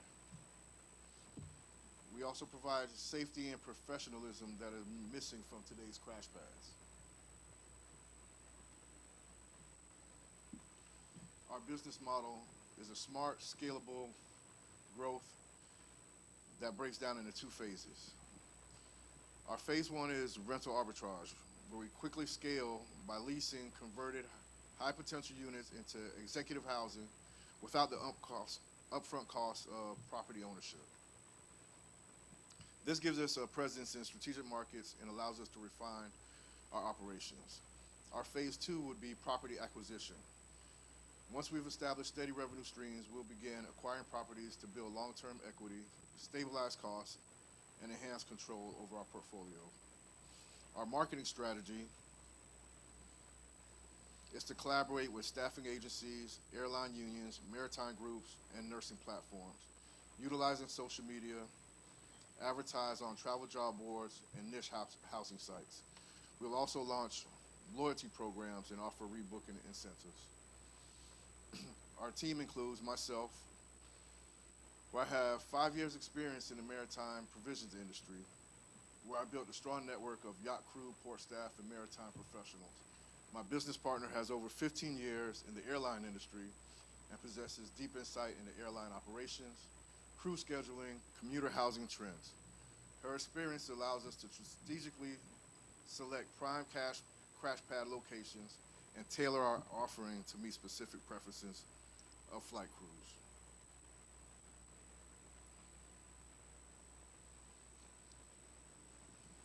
So our funding needs, we're seeking $250,000 in seed capital to lease and furnish 2 to 3 flagship properties in Fort Lauderdale. Each setup is estimated to cost around $75,000 to $85,000, which covers deposits, furnishings, security, keyless entry, and operation setup. We're looking to build custom booking and management platforms and execute targeted marketing and hire operational staff. Our revenue strategy is that we charge roughly $350 to $500 per month for shared rooms, $400 to $1,600 a month for assigned beds, and $1,000 to $1,200 for private rooms. Each property will accommodate about 6 to 10 tenants, depending on the layout and the room mix. Our break-even point we estimate at approximately $7,500 per month per property. And this covers leasing, utilities, staffing, maintenance, and we look to break even within the first 18 months of business. So, in closing, we're trying to redefine housing professionals who keep work moving. Thank you. Open to any questions. I'll start. So I think this is great, right? The Seafarer's House, does something similar to help the maritime industry. So I don't think there's something right now that I've seen, anyway, for airline employees or different transient workforce. So I think it's fantastic. As far as the rental rates, are they monthly? You said $350, or is that? Yes, they're monthly per bed. Per bed. That's correct. Okay, so it's per bed. It's per bed. And then each one of these units that you're looking at initially, are you looking at a number of beds per unit? Do you already have that figured out? Because I know you said $7,500 to break even. Was that the number? That's correct. So you'd have, depending on the housing layout, you'd probably have a 4-bedroom unit. 2 of the units may have 3 to 4 beds. 1 unit will have 1 for a private room. So everything depends on the layout of the residence. Okay, and as far as numbers, have you already calculated at capacity, year 1, I can do this? Do you have that number? I do have a spreadsheet which has variables.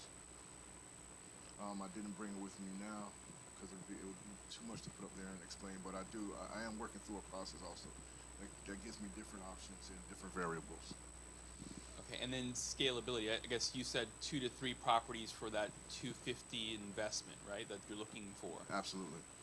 Why start at that number? Like, why 2 to 3 properties? Why not 1 property? What is your thought process on scaling and how much revenue you need to scale? The plan is to start with 1 property, scale to more than 1 property. Reason being is because I might have a property that's just female, just dedicated to just females, or one that's just dedicated to males, or maybe one that's co-ed, but really I want to concentrate on the female aspect because there's a lot of female pilots and flight attendants in the industry now, and that's growing, and they don't really want to be in a co-ed situation. So I'd like to have at least 2 residents, one for co-ed and then one for females alone.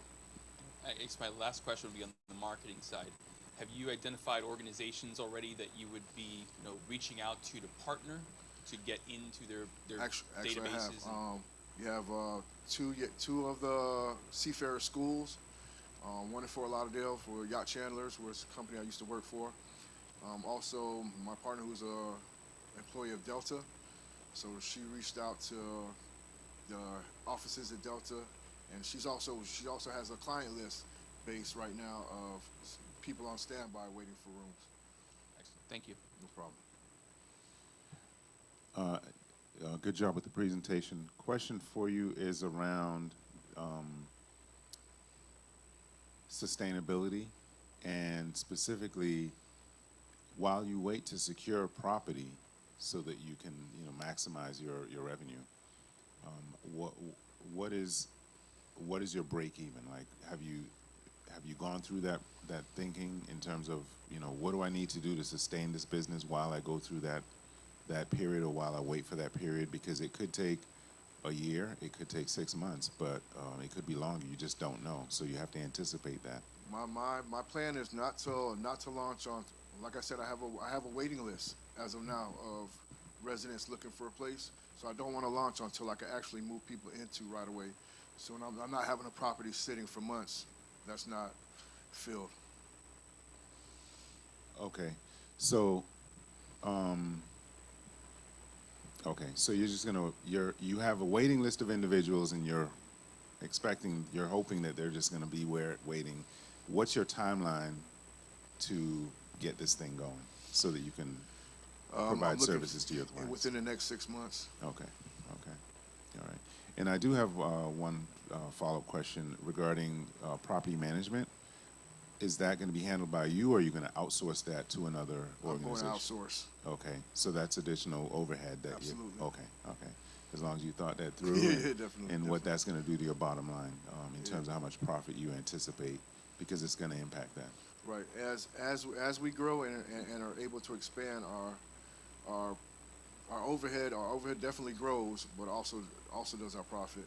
And by starting small in Fort Lauderdale, I could spread that through different. I'll be using the same management team for all projects, so that hopefully will bring my overhead down a little bit by getting discounts on using the same providers. Okay, and then last point or question is, local ordinance. You've got to be compliant. Absolutely. And Absolutely. so whether it's you or a team member, but someone's got an eye on that, and how do you stay on top of that? Well, see, that is where the city comes in. I would sit down and talk with city officials and find out exactly what is legal and what is not legal, and how I can go about doing it. Because one thing I've noticed is that there's a lot of companies out there that's doing it now, but they're not doing things up to code. So that's the number one thing right there, is to make sure that you fall into that legal bracket. Thank you. Not a problem. Just one quick question. What's your targeted length of lease or rental agreement? Everything will be month to month. Month to month? Absolutely. Just because the transient workers, they don't want to sign a long-term lease, and they don't need to sign a long-term lease, because most of the time they're only here for a short term. Very good, thanks. Just maybe a helpful hint. I've worked with some people that deal with traveling nurses, traveling physicians, and they tend to sign like 6-month contracts at a time, and they're looking for good, comfortable locations. So I don't know if there's a big demand in Fort Lauderdale for traveling medical personnel, but it looks like that's a pretty sweet spot for that type of activity. Definitely, and it's a growing market in Fort Lauderdale. Okay, thanks. Great presentation, and in terms of you speaking of everything up to code, because me being in that department, there are a lot of illegal activity and things of that nature taking place in your field. Absolutely. So what are you doing to make sure you will be okay? Making an appointment with you to sit down and talk through it. So I make sure that We're compliant. Okay, pretty good answer, but okay, thank you, thank No you. problem. And I just have a question on back to kind of the property maintenance that another judge mentioned earlier. With these long-term rentals, is there an anticipated schedule or cleaning schedule for these contractors Yes, coming? so we'll have a cleaning crew that comes out twice a week to clean the common areas of the residence. The actual bedrooms are cleaned by the occupants. But as far as the yard maintenance, the cleaning of all the common areas, living room, bathrooms, we'd have a cleaning crew that comes out twice a week to do that. Thank you. Not a problem. Is that it? All right, thank you, gentlemen. Thank you, everybody. Right, Devin. Fantastic. All right. To our incredible entrepreneurs, it's improv time. All right, we're going to start in the same order in which they presented. So we're going to have Adeze come up. She's going to ask or pose 2 questions to our incredible judges. I'm assuming at some point Devin's going to make an appointment to see Andre because he needs to talk about, rules and laws and illegal activity. But we're going to let Adeze take the stage. She's going to pose 2 questions to our incredible judges. She has 5 minutes. I'm going to time it, I think, in Melissa. Where's Melissa? Oh, Vaughn's back there. Well, we're going to time you. So you have 5 minutes, 2 questions, go. All right, I think it's on. Hello, I'm back, unexpectedly. Okay, so I actually have 2 questions. I think they're juicy. So the business idea that I have, I work in the insurance space on the tech side. Previously worked for a home insurance company, and we would get a lot of our data from a vendor called Verisk. They basically would give us information on risk modeling based on different addresses of homes that we would send them. And it was a subscription-based access model. And they would offer preset models and reports, or you could also go in and write SQL to pull whatever sorts of analysis you wanted. I noticed that a lot of the questions that I received from you were around kind of codeless solution options for low-tech users, and just kind of wondering, do you think that is something to tap into? I mentioned wanting to build out an AI offering. Do you think that should be an area of focus? So that's the first question. I guess I'll take that one. I think the easiest way now, right, with the ability and the capability of creating agents for these type of things is probably the best way to go eventually, so that you have an agent that's already, has the grounded knowledge from the information that you're provided, that they can actually just type in a question and it pops out the information for them. So the easier you can make it for a user, the bigger your audience is going to be. I'd suggest, if you're comfortable with the market that you're going after, if it's larger organizations that need the data to execute their business model, I would assume that's where the money is. And if you could get, I don't know the number, 5, 6, 10 big customers, right? That is usually the more lucrative and the easier business to run, as opposed to you have 250 small customers and you have to take care of each of those individuals, right? So it really depends on the model, to me, the model that you want to build, and is there enough of the client base that you're looking to serve, and if there is, that's what I'd go after, right? There's clearly opportunity with smaller businesses, but trust me, smaller businesses and data, that takes a lot of hand-holding, right? Okay, thank you. I have no idea how I'm doing on time. Okay, all right, so that's the perfect segue to question number 2. Okay, so we all love a feel-good story, and so something that comes to mind is the movie Freedom Writers. If you ever watched it, it's this English teacher working with inner city high school kids that are just performing really poorly, and she gets them to start loving reading, and they completely transform their lives. They're able to go to Ivy League institutions and things like this. And I feel that what if we highlighted more of these types of stories, more of these situations where you have individuals that people have very low expectations of that are able to be transformed through positive features that we can identify, we can acknowledge, and we can promote. And so that's sort of the heart of, the business idea, as I stated, just a lot of frustration with a lot of the demographic information, specifically with the Black American community, that I feel it's not strength-based at all. It's not empowering at all, the way that we're looking at the numbers and the stories that we're deriving from them. And so I've also thought about adding a storytelling component to the business. Excuse me, perhaps doing a partnership with a media organization. There is one, a Black tech media organization called Blavity that I've considered maybe seeing if that was an option to help differentiate the product. Maybe creating a blog. And so that's the next question that I have for you. Is that something that would be valuable, could differentiate the product, or just help it grow? I definitely would comment on that. I'm not a numbers guy, and anytime you put a story around numbers, you pull individuals like me in. You could see a chart on the screen that has all these numbers. Okay, what does it say? What's the narrative of that particular chart? If you can find a way to do that, and then use that as your promotional and your marketing story, you pull people in, because now you're tapping into the other side of the brain for other individuals, and it's just going to help you to expand that much greater. So I think that's a wonderful concept. If you can make that happen, that would be awesome. 22 seconds. Last judge. Someone, anyone. Well, thank you all.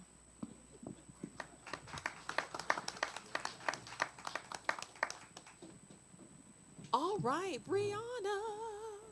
Miss Poppy Lane, you are up.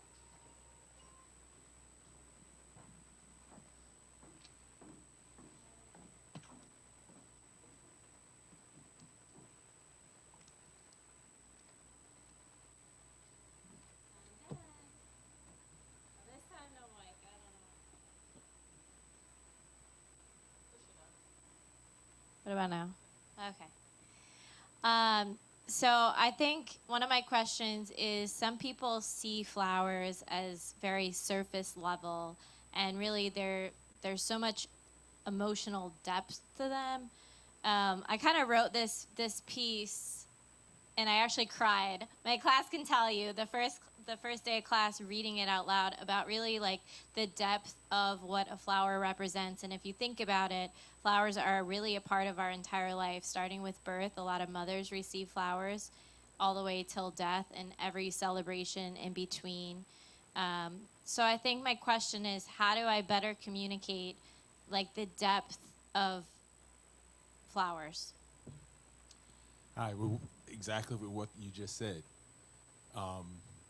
Different occasions, birth, weddings, or whatever it could be, that you already answered your question, to be honest with you, because my wife loves flowers, right? And depending on the mood or for what it's for, I love just surprising her with different, just because. So it depends on, the occasion or the individual, in my opinion. I think as you're providing the services, ask some of your clients, your customers, if they would mind doing a testimonial, or if they would mind sharing footage or something when you deliver okay, I bought the flowers from you, and I took it home and I did whatever I did with it. Would I mind capturing that moment or capturing something and sharing? A lot of people might say no, but you'll be surprised. Some folks might say, you know what, this was so overwhelming, it was so impactful because of this valley that this person was in, and it really cheered me up, and thank you to your organization. You guys, the flowers weren't wilty, they were awesome, because we've all had that experience where you pay a lot of money for flowers and it shows up, like you said, and it's not what I paid for. So testimonials is always a good thing, and if you could find a way to put that together, and since you're mobile, you're in community. It's not like you're behind the scenes. You can literally see the individual and ask them if they would mind. That could work. Thank you. It's all marketing, right? Yes. So if you have something, a piece that you can share with your customers as well, into what the different flowers mean, why it's for a specific season. We all know red is for love, yellow is more for friendship. So things like that aren't normally things that you think about, but you can attach it to a more in-depth story, right? We talked about storytelling with the last one and how important that is. So if you can come up with a story, that would also be a nice thing for you to say while you're speaking to your customers, or just promotional items that you can put out there with that story. Thank you. Minute and 40, Brianna, let's go. I'll be frank, I have a tough time getting emotionally involved with flowers. They're like goldfish, they die, right? So, yeah, so I'm always disappointed, right? But interestingly, though, the way you're positioning it with creating an experience around using flowers, to me that reaches me. I like experiences. I like to do things with my hands, and flowers are pretty. They're alive. So that whole thing resonates with me pretty well. But I don't think it's an emotional attachment. It's some other An experiential. Yeah. Okay, that's good. Thank you. And then my other question is, based on what you heard today, what would you say is something maybe that I'm underestimating? Like an opportunity within scaling that maybe I'm underestimating. I would say a big focus on the subscription model. At least in today's day and age, we're very big on in technology, right? We have Uber Eats, we have DoorDash, we have what's a shopping app, Instacart. So finding ways to implement that as much as possible, as well, because at least being in the truck, right? It's very time intensive on your end. If you're not there, or if someone else isn't there, then it's not possible to distribute. So being able to find distribution channels that kind of take you out the mix. It's in the works. It's gonna take 3 months. No, I just wanted to thank you for that question. That is a brilliant question to ask, and it definitely says that you're kind of trying to stay a couple of steps ahead. So I just wanted to comment. I didn't want to add value to it. Just Okay. comment and say. Do I have how much time? I'm done. Out of time. I'm out of time. And out of flowers. Thank you, Brianna. All right, next up is Charnel. Let's welcome her to the stage.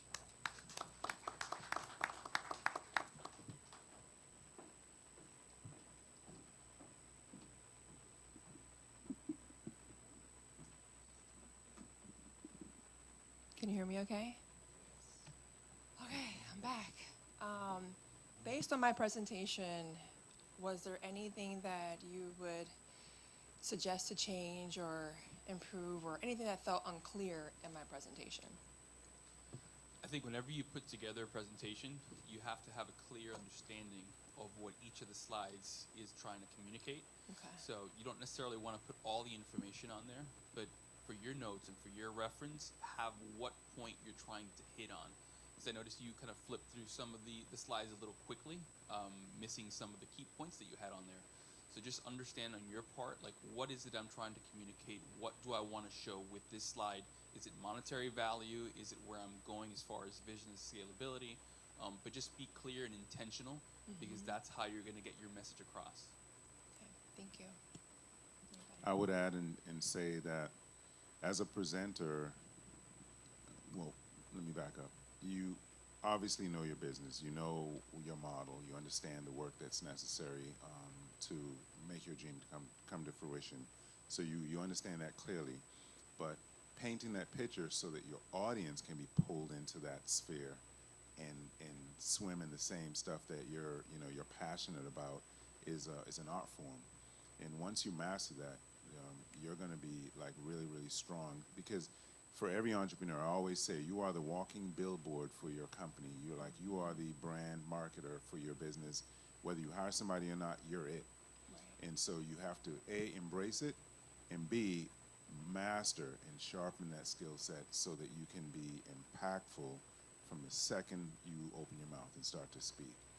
So bringing it all together, and then it's definitely understanding what's on the slide and seeing what's there, but it's also pulling the individual in through your storytelling and through formulating the thoughts that they should have based on what you're seeing or what they're seeing on the slide. Because you could be talking and I'm busy reading the slide because there's a lot of stuff on it, and I'm looking at the slide and not necessarily paying attention to you and could miss something. Or I could be listening to you and you leave out a few things that's on the slide.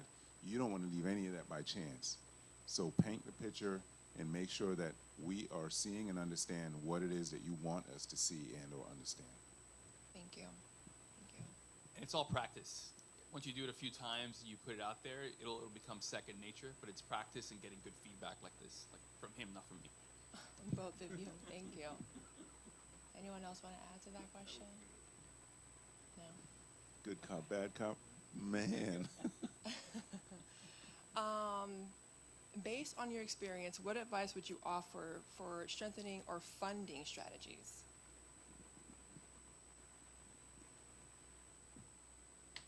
Or partner outreach? The funding piece I can touch on briefly and just say that it depends on how you're going to get the funding. Is it through investors, or is it through a grant, or is it through a loan, a business loan? If it's the latter, a business loan, well, that doesn't happen until revenue, and not just revenue, but profitability kicks in, and then how much profitability. So it depends on where you're at with that. If it's grants, then it does come back to some of the other stuff that you need to make sure you have buttoned up, including your comprehensive pitch deck and including your brand or marketing strategy for how you're going to execute.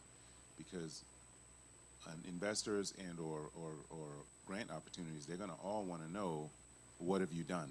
What are some of the milestones you've accomplished, and how have you accomplished that? Because that's going to tell them to say, wow, this person is not only believes in their business wholeheartedly, but they have a tremendous following. They have individuals that believe in them as well, and that she is making headway. This is something I want to get behind and support as well. And so part of your marketing is figuring that piece out, because it solves the other two puzzles outside of the business loan. And that's a way that you can go about it. Thank you. And for me, I would definitely say making sure to get tapped in, right? There's so many public officials, and there's so many different resources that the city does have that a lot of people may not be aware of.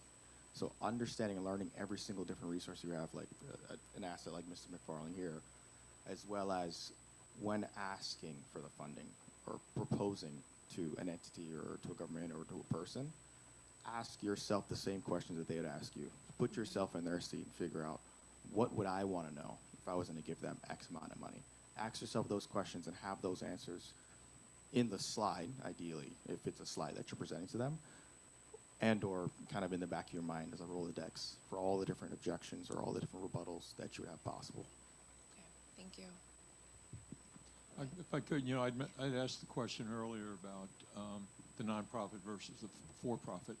With your, as far as funding, the product service that you have to offer would resonate fairly well in the nonprofit world. There's a lot of nonprofit or a lot of foundations and supporters of nonprofits that see the challenge that's out there and the solution that you have. So on that side of it, I think the funding would be, you just have to get in front of the right people with your story and convince them that you can deliver. On the for-profit side of it, then if you're looking for fees for service, basically, say from organizations, companies that want to bring you in to teach their staff about how about Right. some of the that's a different that's where you'd be going after. If you needed funding, you'd be looking for loans. So your business model, you might be looking for loans, investors, type of thing. Your business model there is, how do you pay the loan back? How do you pay in investors back? So you have to be able to show the revenue stream there that will pay them back. On the nonprofit side, you only have to show sustainability, that you're going to be around to continue to provide this service for a while. So I think getting that sorted out early on could help you with the different funding streams. Thank you. Thank you, Charnel. Time's up. Let's give her a round of applause. Next up is Miss Claudia with the Great Buffalo. Let's clap it up for Claudia. Get rid of this nervousness. That's right. Confidence always. Okay. Thank you again, everybody. I have two questions, and I would like to know how can I maximize the use of technology and AI to show business what the furniture will look in that space? So there's some great platforms out there to where you can actually show 3D renderings of the furniture. So that way you can maybe even make a customizable option on a future website that you build. So that way you can show a customer what their furniture would look like, right? And I think that, I've used it in the past for like wheel builders for auto companies. And it's always great to see what it would look like in your home. So there are also other apps out there where you can scan a kind of an area, a room, and you can see what the furniture would look like in that room. So I think those would be some really cool ones to explore, and there are a lot of kind of options out there for that. Your company is able to do something like this? If I We're a marketing company, but I can make suggestions for software providers for those type of services. Okay, wonderful. Thank you so much. The other question would be, how can I communicate with the clients while they wait for the furniture? Because with this trade and the shipment come very slow in case they. Is there a customer service element to your business? Not yet. Okay, so, and some individuals like to talk to a person. They would rather pick up the phone and know there's an 800 number that they can call, or on your website maybe you have a chat bot that your customers can communicate to. That'll lower your overhead. You don't have to pay a customer service person, but some way that they could stay in contact. They can check in on an order. There are individuals who are impatient and they're not going to want to wait 3 to 6 months or however long it might take if there's a pause in delivery or a pause in build. So a way that they can do that, whether through technology, ideally to have a customer service or some element of proactive connection with your clients and your customer base would also be highly beneficial. That in activities like that, I think strengthens the customer referral situation. And now I have a great experience with you. I was waiting patiently, but you kept me in the loop. I knew what was going on all the time.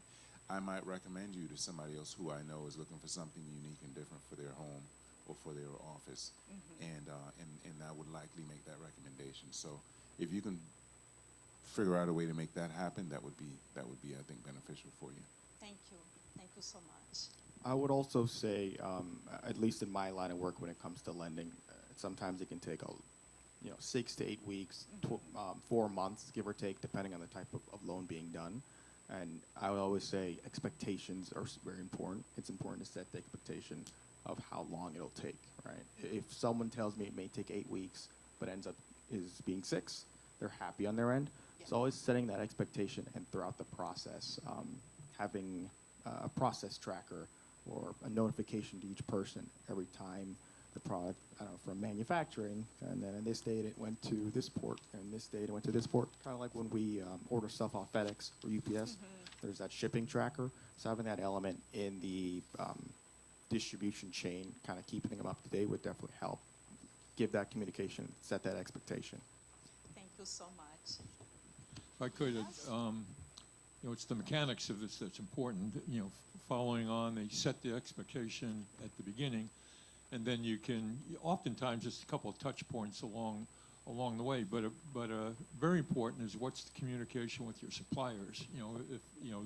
Does do you have good communication with the manufacturers so that when they're shipped? Are they using a freight forwarder that can advise you if the schedule is slipping, right? So it's basically you need the information to provide information to the client, and if you have undependable logistics, then you're guessing just like the customer's guessing, and you don't want to be in that position. Okay. Thank you so much. Anyone else? Thank you. Let's give Claudia a round of applause. We have two more entrepreneurs. It is exactly 11:19. 5 minutes each will be at 11:30. Colby, come on up. Let's give him a round of applause.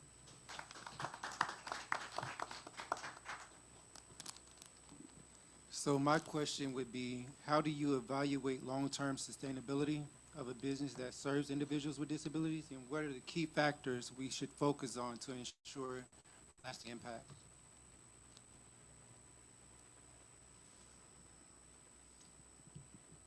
I certainly know factually that the space you're in, there's a tremendous need. No, hands down. The question now is, how do you stand out amongst all the different service providers out there, all the different agencies and organizations? How do you stand out so that you can leverage and take advantage of the space and your passion for the space and to support the clients? It ultimately comes down to that. I would highly encourage a strategic plan, maybe doing a 3-year strategic plan and being very granular and intentional about what that might look like so that you can anticipate and so that you can align your marketing strategies to that so that you can blossom as a new business. I would say when working with social workers, ADP or any private insurance carrier, communication is very important.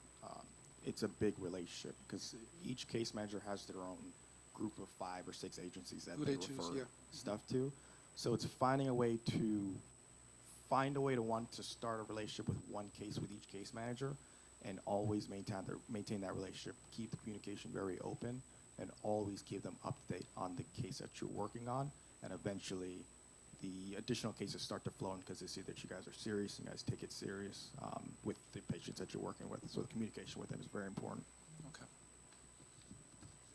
One of the, when you talk about sustainability, it's always about clients. What's the pipeline of clients, and in your, or patients, however you want to refer to them. But in your case, as in most businesses, they'll come and go, right? And some will be long-term, some will be short-term. So, you always have to have new customers, new clients. If you have to go find them, depends on how many you need. But if you have to go find 3 or 4 clients a year, that's one thing. If you have to go find 30 clients a year, that's another thing. If you have to find 300 clients, that's another. One of the best spots to be in is when you have good referral bases, right? Where you have people sending customers to you. You don't have to find the clients. You just have to develop the relationship with the referrals, right?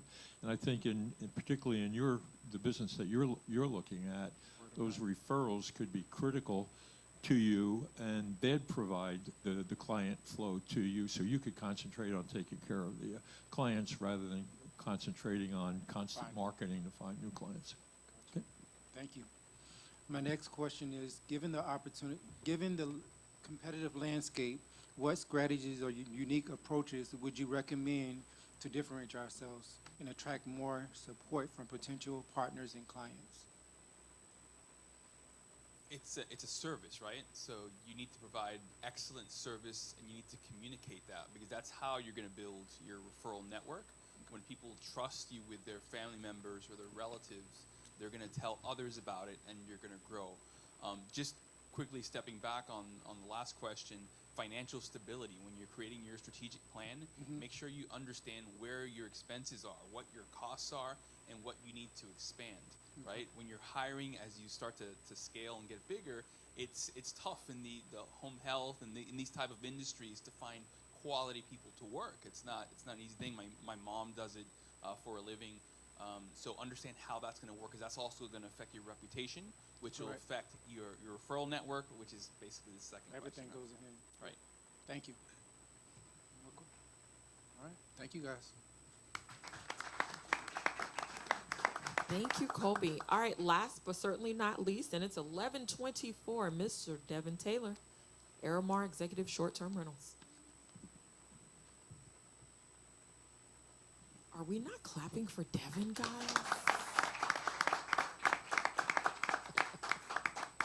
Thank you so much. Okay. My question is directed to Mr. Cross. You mentioned that you have seen certain things that weren't above board with these with this business model, and I wanted to ask you, what did you see, and what can I do to stay compliant? Well, the list can go on and on with this. As far as a lot of, you have to go through business tax. You have to come see us. There's a checklist that you must abide by. There's a process to everything, right? Absolutely. So what happens is there are a lot of vacation rentals, Airbnbs that aren't legal. Absolutely. They don't have the credentials to run that service. And to be honest with you, majority of the complaints we get are from neighbors because of the behavior, the things that take place. You have a lot of bachelor parties at these locations. So what I want to tell you is just make sure that you have everything in line, and you can feel free. My office is down the street. You can feel free and come in and meet with me, and I can give you all the logistics and everything that you need in order to make sure that your business is running properly. Okay. All right. Thank you. And my second question is, my business model is based on using single-family homes. I wanted to know, do you guys think that it may be better to look towards using a duplex, or maybe trying to purchase a small motel? And if so, I think down the line, purchasing a building would be ideal, that would. but in the first 12, 24 months, that might not be feasible based absolutely. on where you're at. And then it does come down to inventory, or what's available, and also I would say the location of where those properties are located. Right.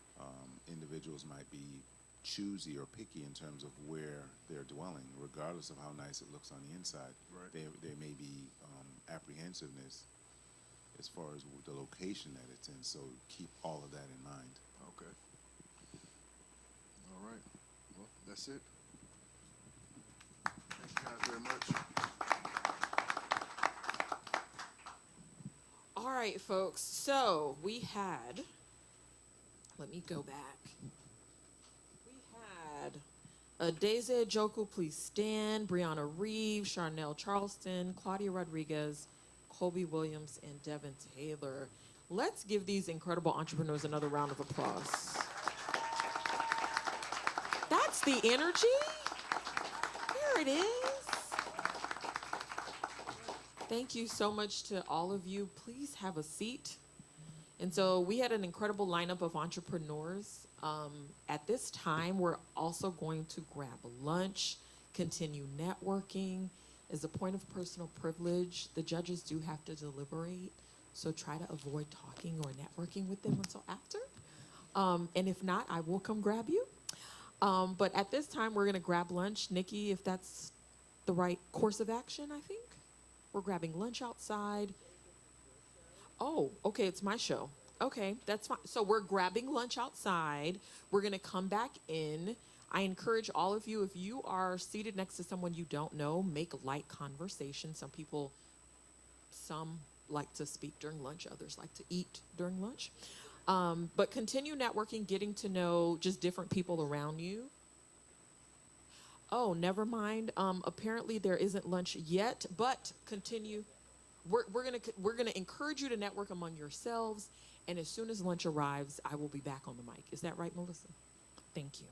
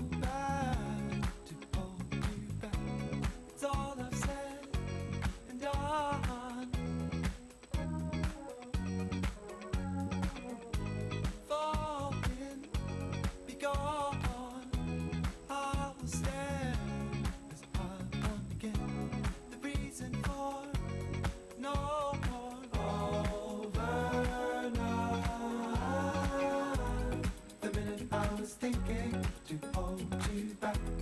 The moment I was wishing it's overnight. The minute I was thinking to hold you back. The moment I was wishing it's overnight. The minute I was thinking to hold you back. The moment I was wishing it's overnight. The minute I was thinking to hold you back. The moment I was wishing it's overnight. Slow down, never. I know now, I know better. I need it more than ever. Go back under, hope that I fall on track. It's all I've said and done over now. The minute I was thinking to hold you back. The moment I was wishing it's overnight.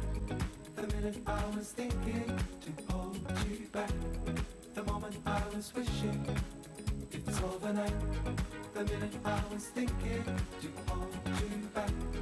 The moment I was wishing it's overnight. The minute I was thinking to hold you back. The moment I was wishing it's overnight.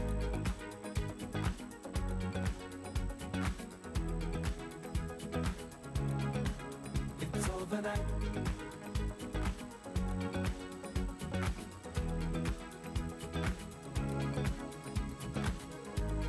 The minute I was thinking to hold you back. The moment I was wishing. The minute I was thinking to hold you back. The moment I was wishing it's overnight.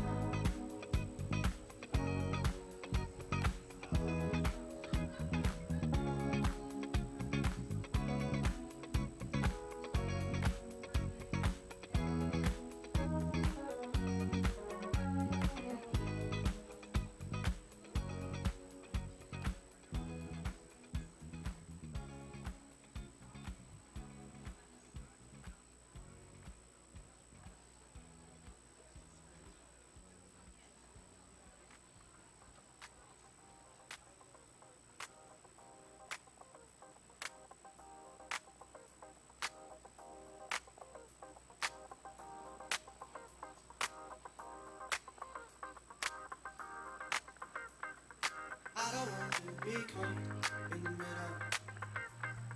Taking all that I thought and setting it out. Temporary moving forward, superficial. But always comes indoors, but a rip out.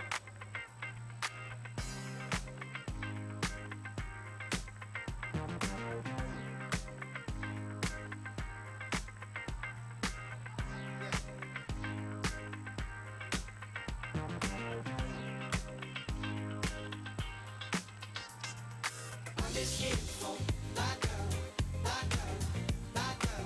What I came for, not her, not her, not her. I'm just here for that girl, that girl, that girl. What I came for, not her, not her. I'm just here for that girl, that girl, that girl. What I came for, not her, not her, not her. I'm just here for that girl, that girl, that girl. What I came for, not her, not her. I don't want to be thrown in the middle. It's definitely unsure, unofficial. But silent will still be hope, though a little.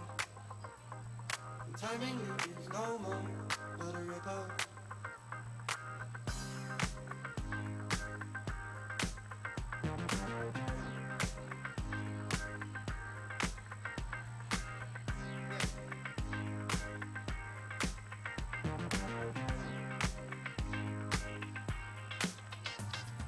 I'm just here for that girl, that girl, that girl.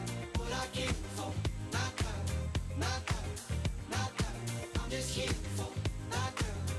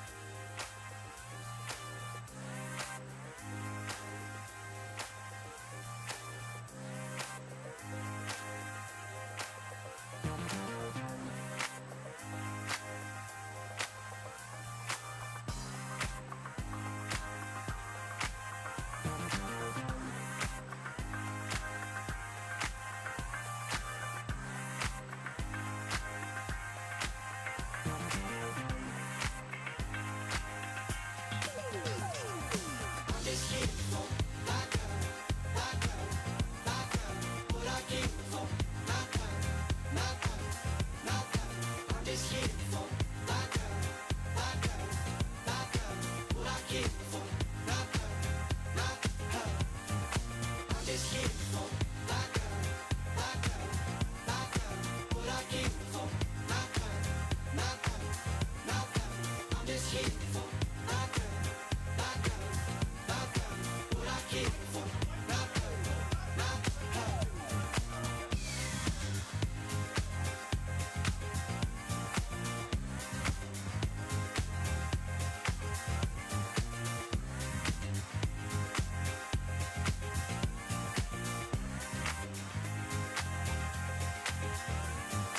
I'm just here for my girl, my girl, my girl. What I came for, not her, not her, not her. I'm just here for my girl, my girl, my girl. What I came for, not her, not her. I'm just here for my girl, my girl, my girl. What I came for, not her, not her, not her. I'm just here for my girl, my girl, my girl. What I came for, not her, not her.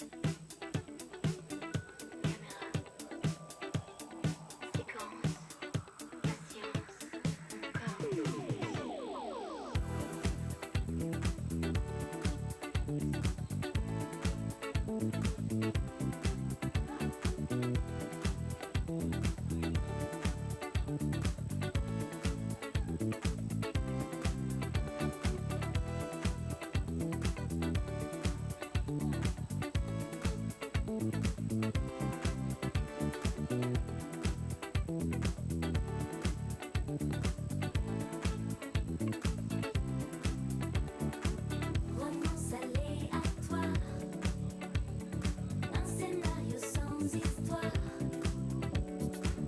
Mon corps en plan séquence s'évapore sur l'écran noir. Romance aléatoire, un scénario sans histoire.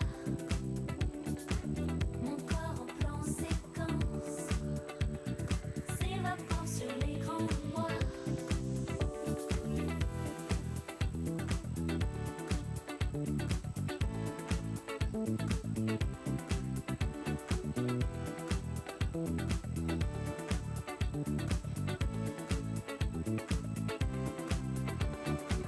Romance aléatoire, un scénario sans histoire. Mon corps en plan séquence s'évapore sur l'écran noir. Silence.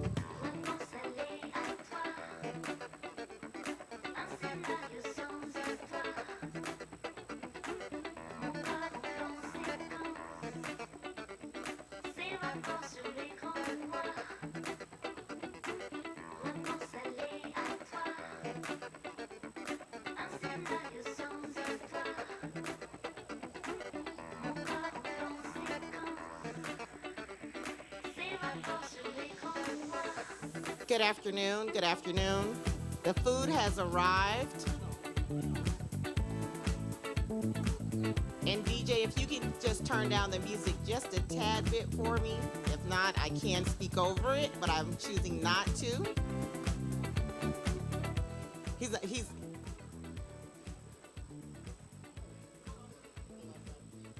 The food has arrived and we have a special commercial break.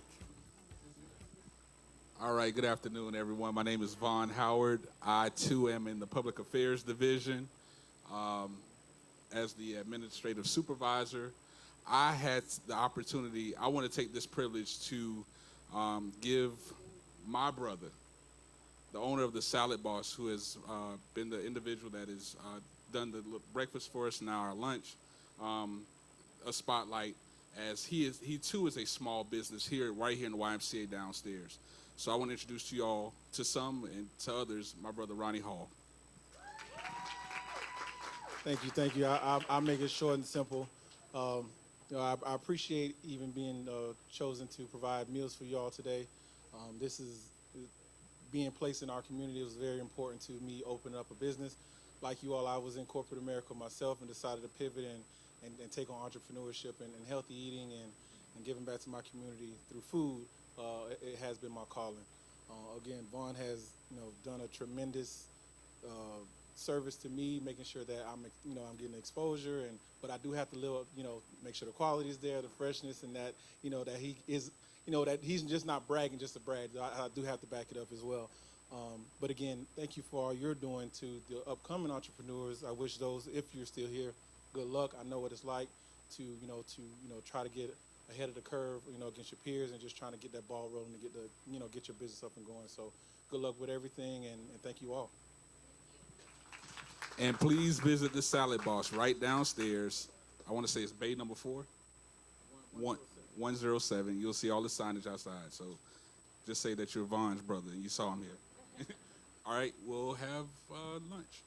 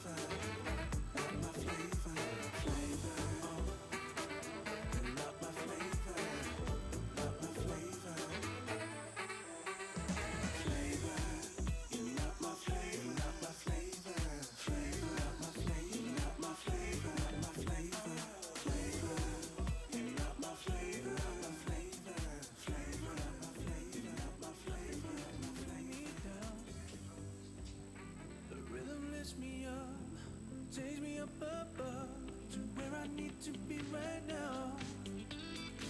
So don't you worry about the troubles in your life. Don't watch what people say. Let the music take control of your body. Let the music come and take you away. Don't listen to what they say. Carry on and do your thing. You just keep on dancing. Don't you ever stop. No, just carry on and do your thing. You just keep on dancing. I feel the groove inside my soul. Now that you got me, don't let go. You just keep on dancing. Ooh, yeah, yeah, yeah. You just keep on dancing.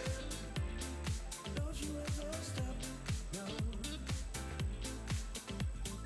You just keep on dancing.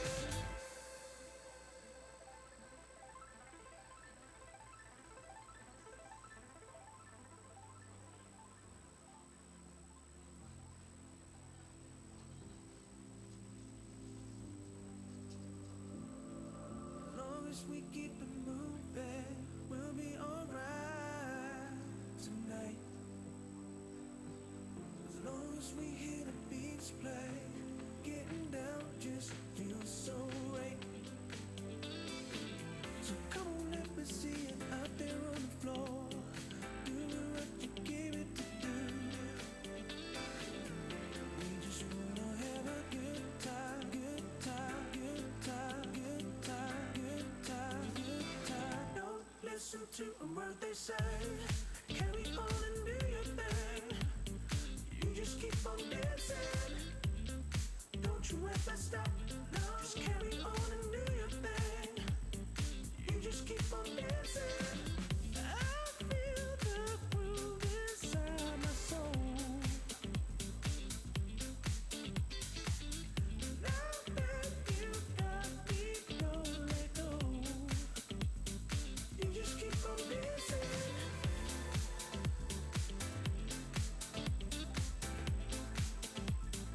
You just keep on dancing. Ooh, yeah. Oh, yeah, yeah.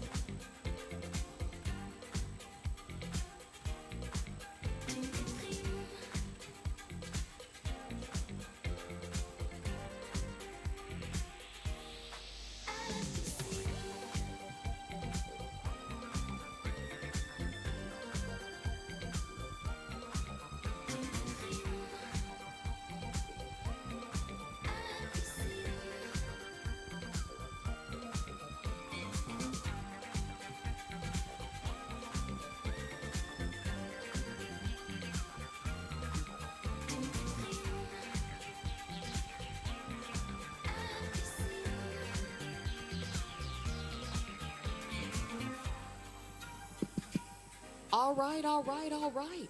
Hope you all enjoyed lunch. We're going to get started momentarily. So let's wrap up our lunch, wrap up our conversations. If you need to throw out trash, please do. But we're going to get started momentarily.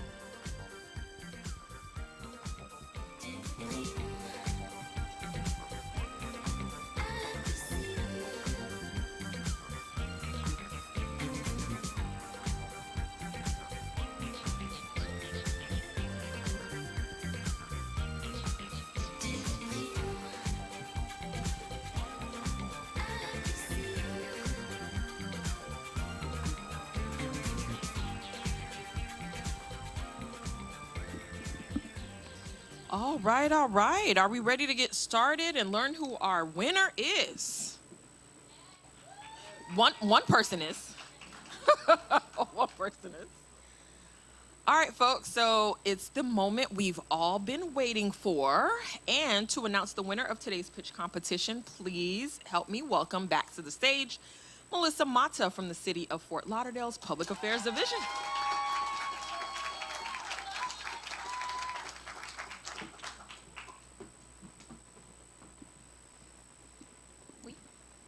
Hello, everyone. Can you hear me okay?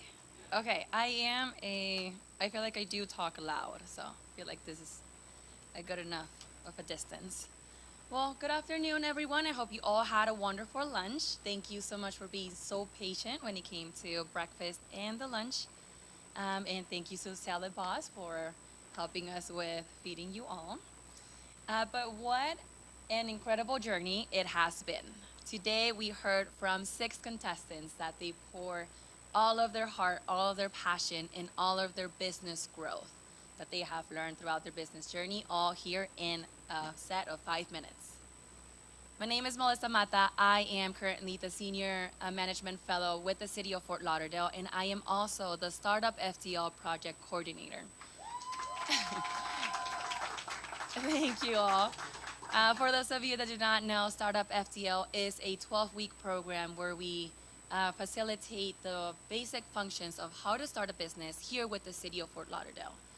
The key about this program is that we not only teach them how to start a business, but how to start a business here within the city. We provide them with the resources, the contact, the people.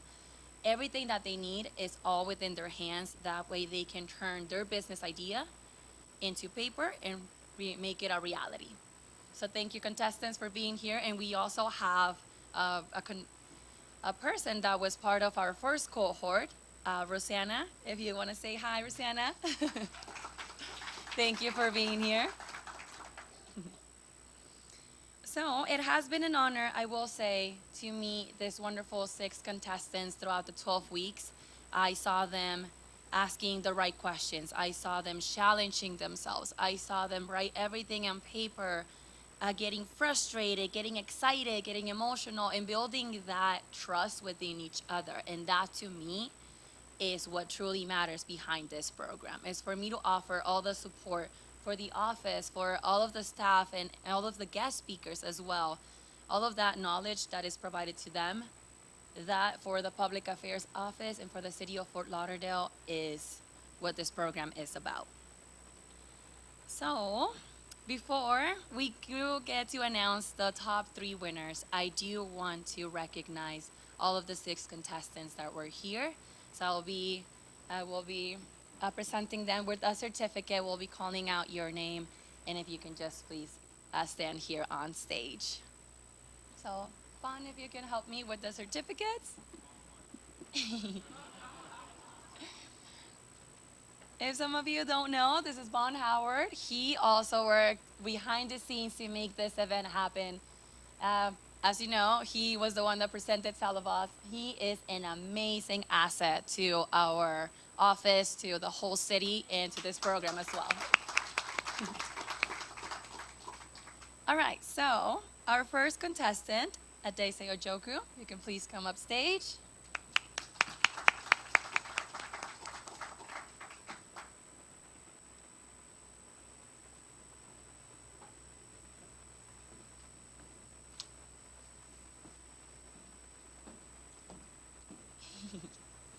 Our second contestant, Brianna Reeves.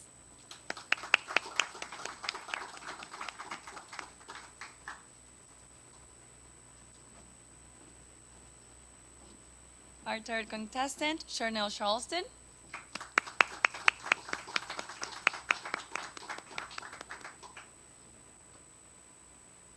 Our fourth contestant, Claudia Rodriguez.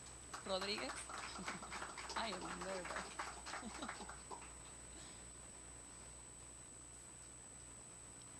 Our fifth contestant, Colby Williams.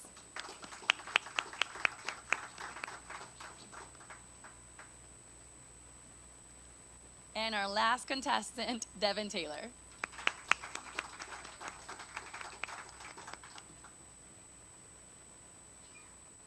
Let's give one more huge round of applause to all of our 6 participants. Now, the moment that you all have been waiting for, starting with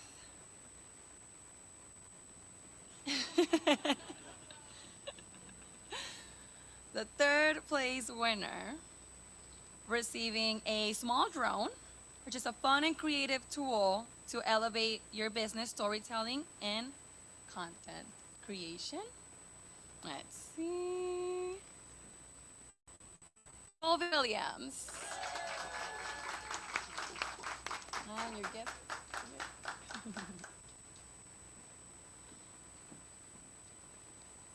Ooh, I am starting to get nervous, even more than before.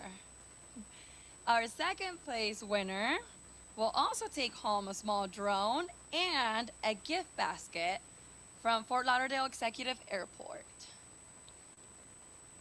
Brianna Reeves.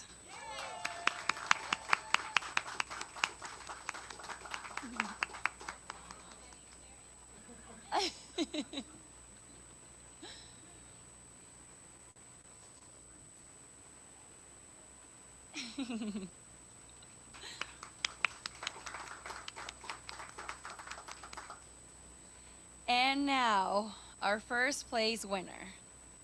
This entrepreneur impressed the judges with their clarity, impact, and potential for growth. In addition to a small drone, they will also receive a $275 scholarship voucher for the UBIS CoLab program, a 6-month accelerator program hosted by the Urban League of Broward County's Entrepreneurship Center. So thank you, JR.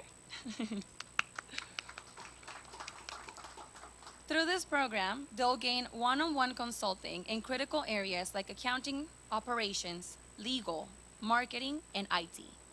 With personalized mentorship, flexible scheduling, and expert guidance, they'll walk away with a solid roadmap to scale their business and access to capital. So now let's see. Can we get another drum roll, please? So for the first place winner, if I can actually get to, ahí está. For the first place winner of the Business with Impact pitch competition, congratulations, Adese.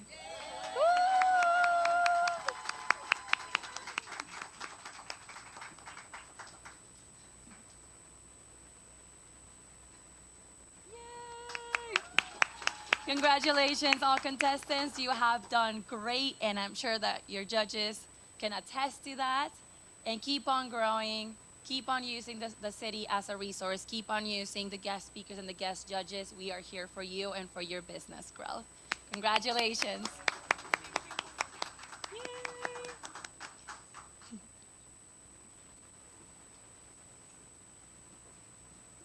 Now I'll pass it over to Merdeshe.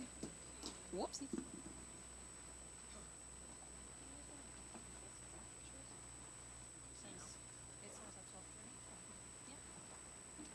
Contest. Yes. Yes, you are. Of course, you have the mic right there. Go for it. Guest Judge JR wants to say a couple of words. Check, check. I just wanted to speak. Who? Mic check. 1, 2. All right. I just wanted to speak to the table real quick and just say that I've done many pitch competitions and judged in pitch competitions, and I know what it feels like, or I sense what it feels like when you don't place. And I want to encourage every single one of you that just because you didn't place, number one, you crossed a huge hurdle just being up here today. And most importantly is stay at it. Stay at it, refine your pitch, tighten it up, because there's going to be plenty other opportunities as we go through this year to present your business and give yourself an opportunity. So stay at it. Don't be deterred by anything. Hold your head up high. Every single one of you did amazing. Unfortunately, everyone can't win, but you guys did a tremendous job, and I want you to just be encouraged and know that how many folks had to go through this to get to you. Just keep that in mind, and you're on the cusp, and you're right there. So just stay with it, and if we can help you in any way, we're a service provider, and we can certainly help you. Thank you. At this time, because of course we are running ahead of time, we're gonna do some photo ops. So if our entrepreneurs can get back on the stage for us, and then probably followed by some photos with our judges as well as the Public Affairs Division, and of course our Assistant City Manager, Chris Cooper, who's here with us. I think that would sort of help so that as people are beelining for the door after 1 o'clock, we won't have those issues. So if our entrepreneurs can come back on the stage for a photo op followed by a photo with our judges, and then we'll do the Public Affairs Division and our ACM. Thank you.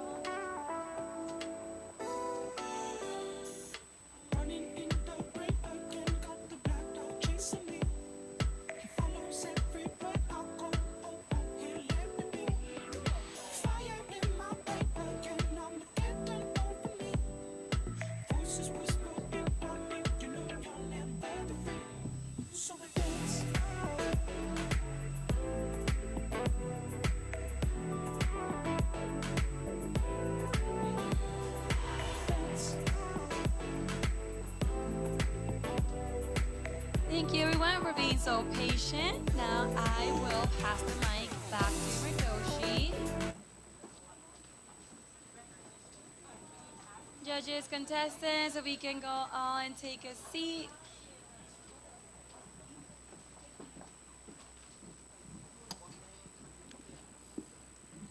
I did want to add a comment to the winner of the first place prize winner in the UBIZ Collab Access.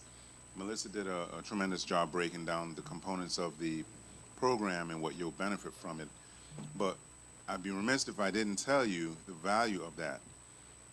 That equates to about a $4,600 program, essentially per individual. So it's tremendously subsidized. We thank the city for covering your scholarship, but just so you could put a value on it, that's the cost for that program. So congratulations.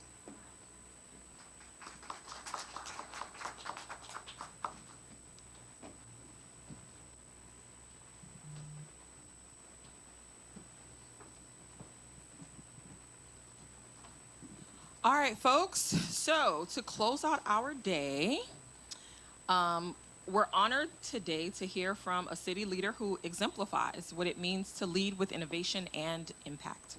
Please help me welcome Chris Cooper, Acting Assistant City Manager for the City of Fort Lauderdale, a champion of redevelopment, neighborhood support, and equitable city building. Welcome, Chris Cooper.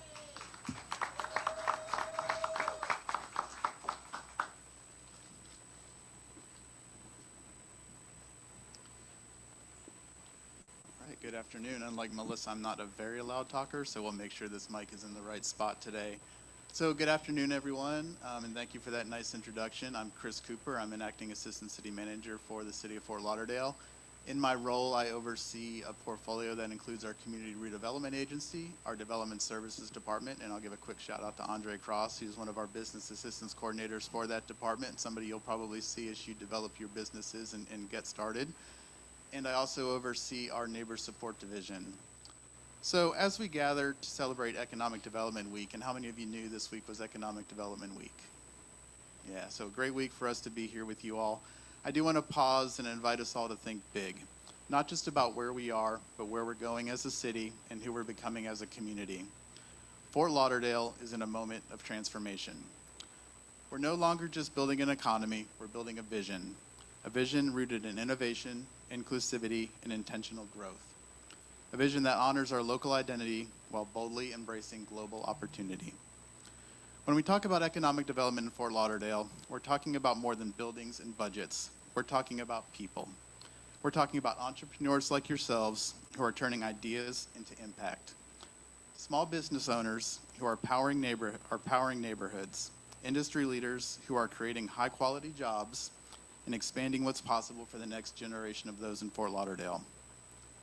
Today, as we showcase the incredible talent of you, our startup Fort Lauderdale entrepreneurs, it's important to recognize the unique economic pillars positioning Fort Lauderdale for a future defined by resilience and reinvention. Let's take our aviation sector, for example. This is a space where our city is taking off both literally and figuratively.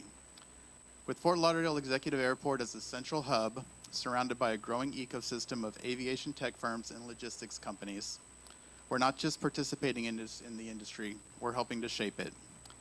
This is an example of industry cluster development, where businesses, infrastructure, skilled talent concentrate in one sector to accelerate innovation and competitiveness. The aviation sector creates high-skill, high-reward careers, and they are building, and those careers are being built right here, ensuring that opportunity lives not just in theory, but in our own zip codes.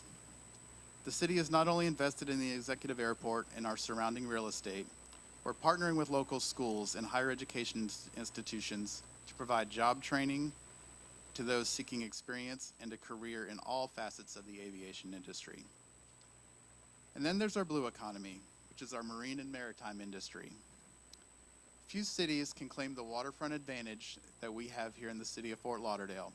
That's why we are often referred to as the Venice of America. But what makes our waterways exceptional isn't just the view, it's the vision. From super yachts and shipbuilding to marine engineering and green port initiatives, we're creating a sustainable, innovation-driven maritime economy that supports working families, fuels tourism, and anchors regional commerce. This effort reflects sector-based economic development and place-based strategy.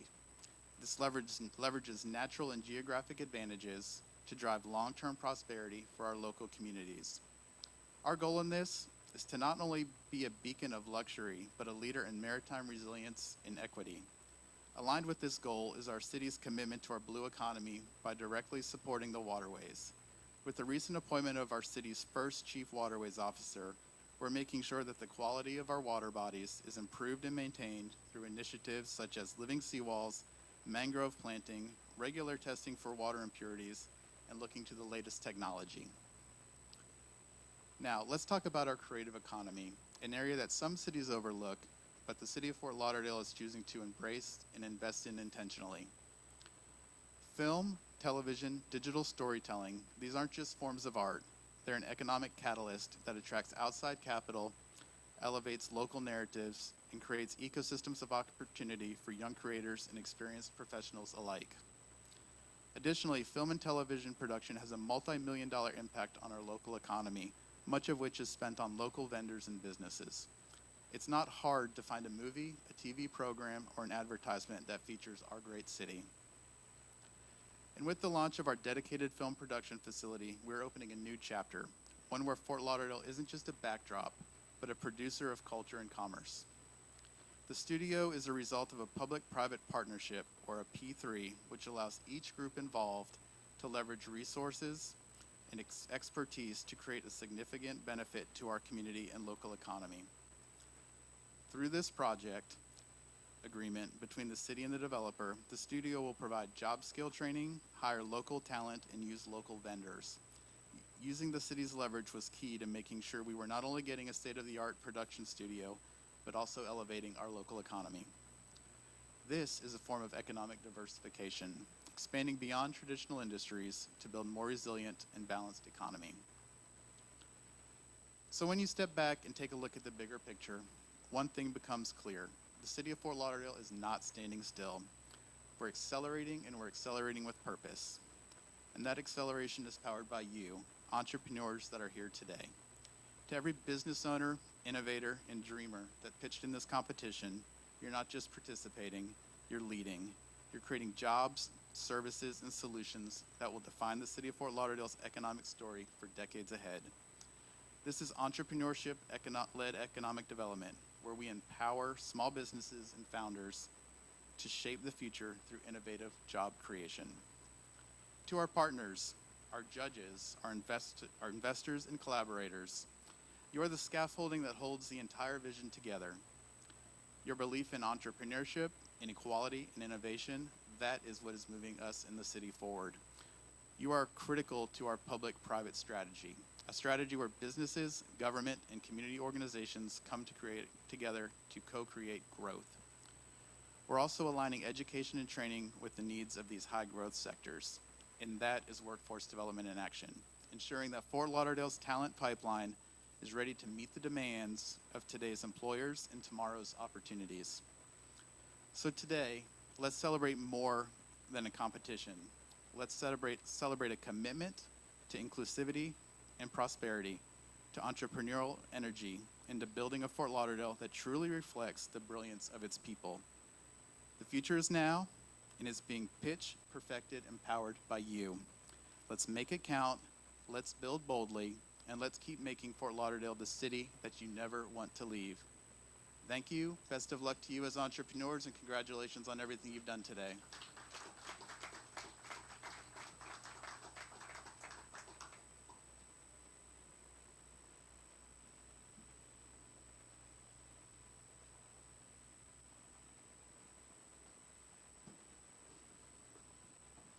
Let's give Chris another round of applause.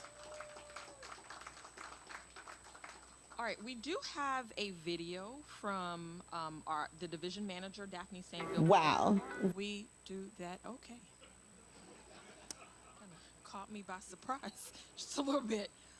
Let me just plug Startup FTL really quickly and the public affairs team. Let's give them another round of applause. So if you're sitting here and you know of an entrepreneur, you know someone who could really leverage this program, there's an amazing flyer on your table with a QR code. If you know someone that could really use a program, scan the QR code, take a picture of it, share it, because we want them to be part of the next cohort, right? We want to give Vaughn and Melissa and Nikki and Ashley a whole lot of work. And so because we want to do that and we want to empower entrepreneurs for the Fort Lauderdale that Chris and Raquel talked about, we need participants. So please make sure that they participate. Before we get to Daphne, I do want to acknowledge our judges once again. Please give them a round of applause. They did such an excellent job. Thank you, all of you. And now we'll hear a few words from Daphne Saintville from across the waters. Wow, what an amazing competition. Let's give our competitors and judges another round of applause. As we continue celebrating Economic Development Week and conclude our exciting small business pitch competition, I want to extend a heartfelt thank you to each and every one of you for being here today. Throughout this week, we reflect on the incredible progress we're making together, investing in our people, our infrastructure, and our spirit of innovation. Today's event has been a powerful reminder of the creativity, resilience, and ambition that define Fort Lauderdale. At the heart of our economic growth are our entrepreneurs and small business owners.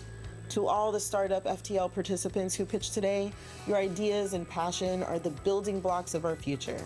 We are inspired by your vision, and we are committed to supporting you every step of the way. To our judges, community partners, and business leaders, thank you for your dedication to fostering opportunity, innovation, and economic mobility. Your support is vital in making Fort Lauderdale a place where people want to live, work, play, and invest. As we wrap up, let's continue to celebrate innovation, champion our visionaries, and work together to drive economic growth across every sector of our great city, where you can live, work, play, and invest. Thank you, and let's look forward to investing in an even brighter future for Fort Lauderdale. Let's give Daphne another round of applause, guys. And so, in keeping with the theme for today, Nikki, because what are we? Ahead of time. I just want to thank you on behalf of the Public Affairs Division of the City of Fort Lauderdale. Thank you so much for spending your time, your morning, and your early afternoon with us. Thank you for helping us with building businesses with impact. And on behalf of Mr. Cooper, Vaughn, Nikki, Ashley, Melissa, thank you so much for being with us. And we'll see you next time. Don't forget to share the QR code and drive safely. Thank you, guys.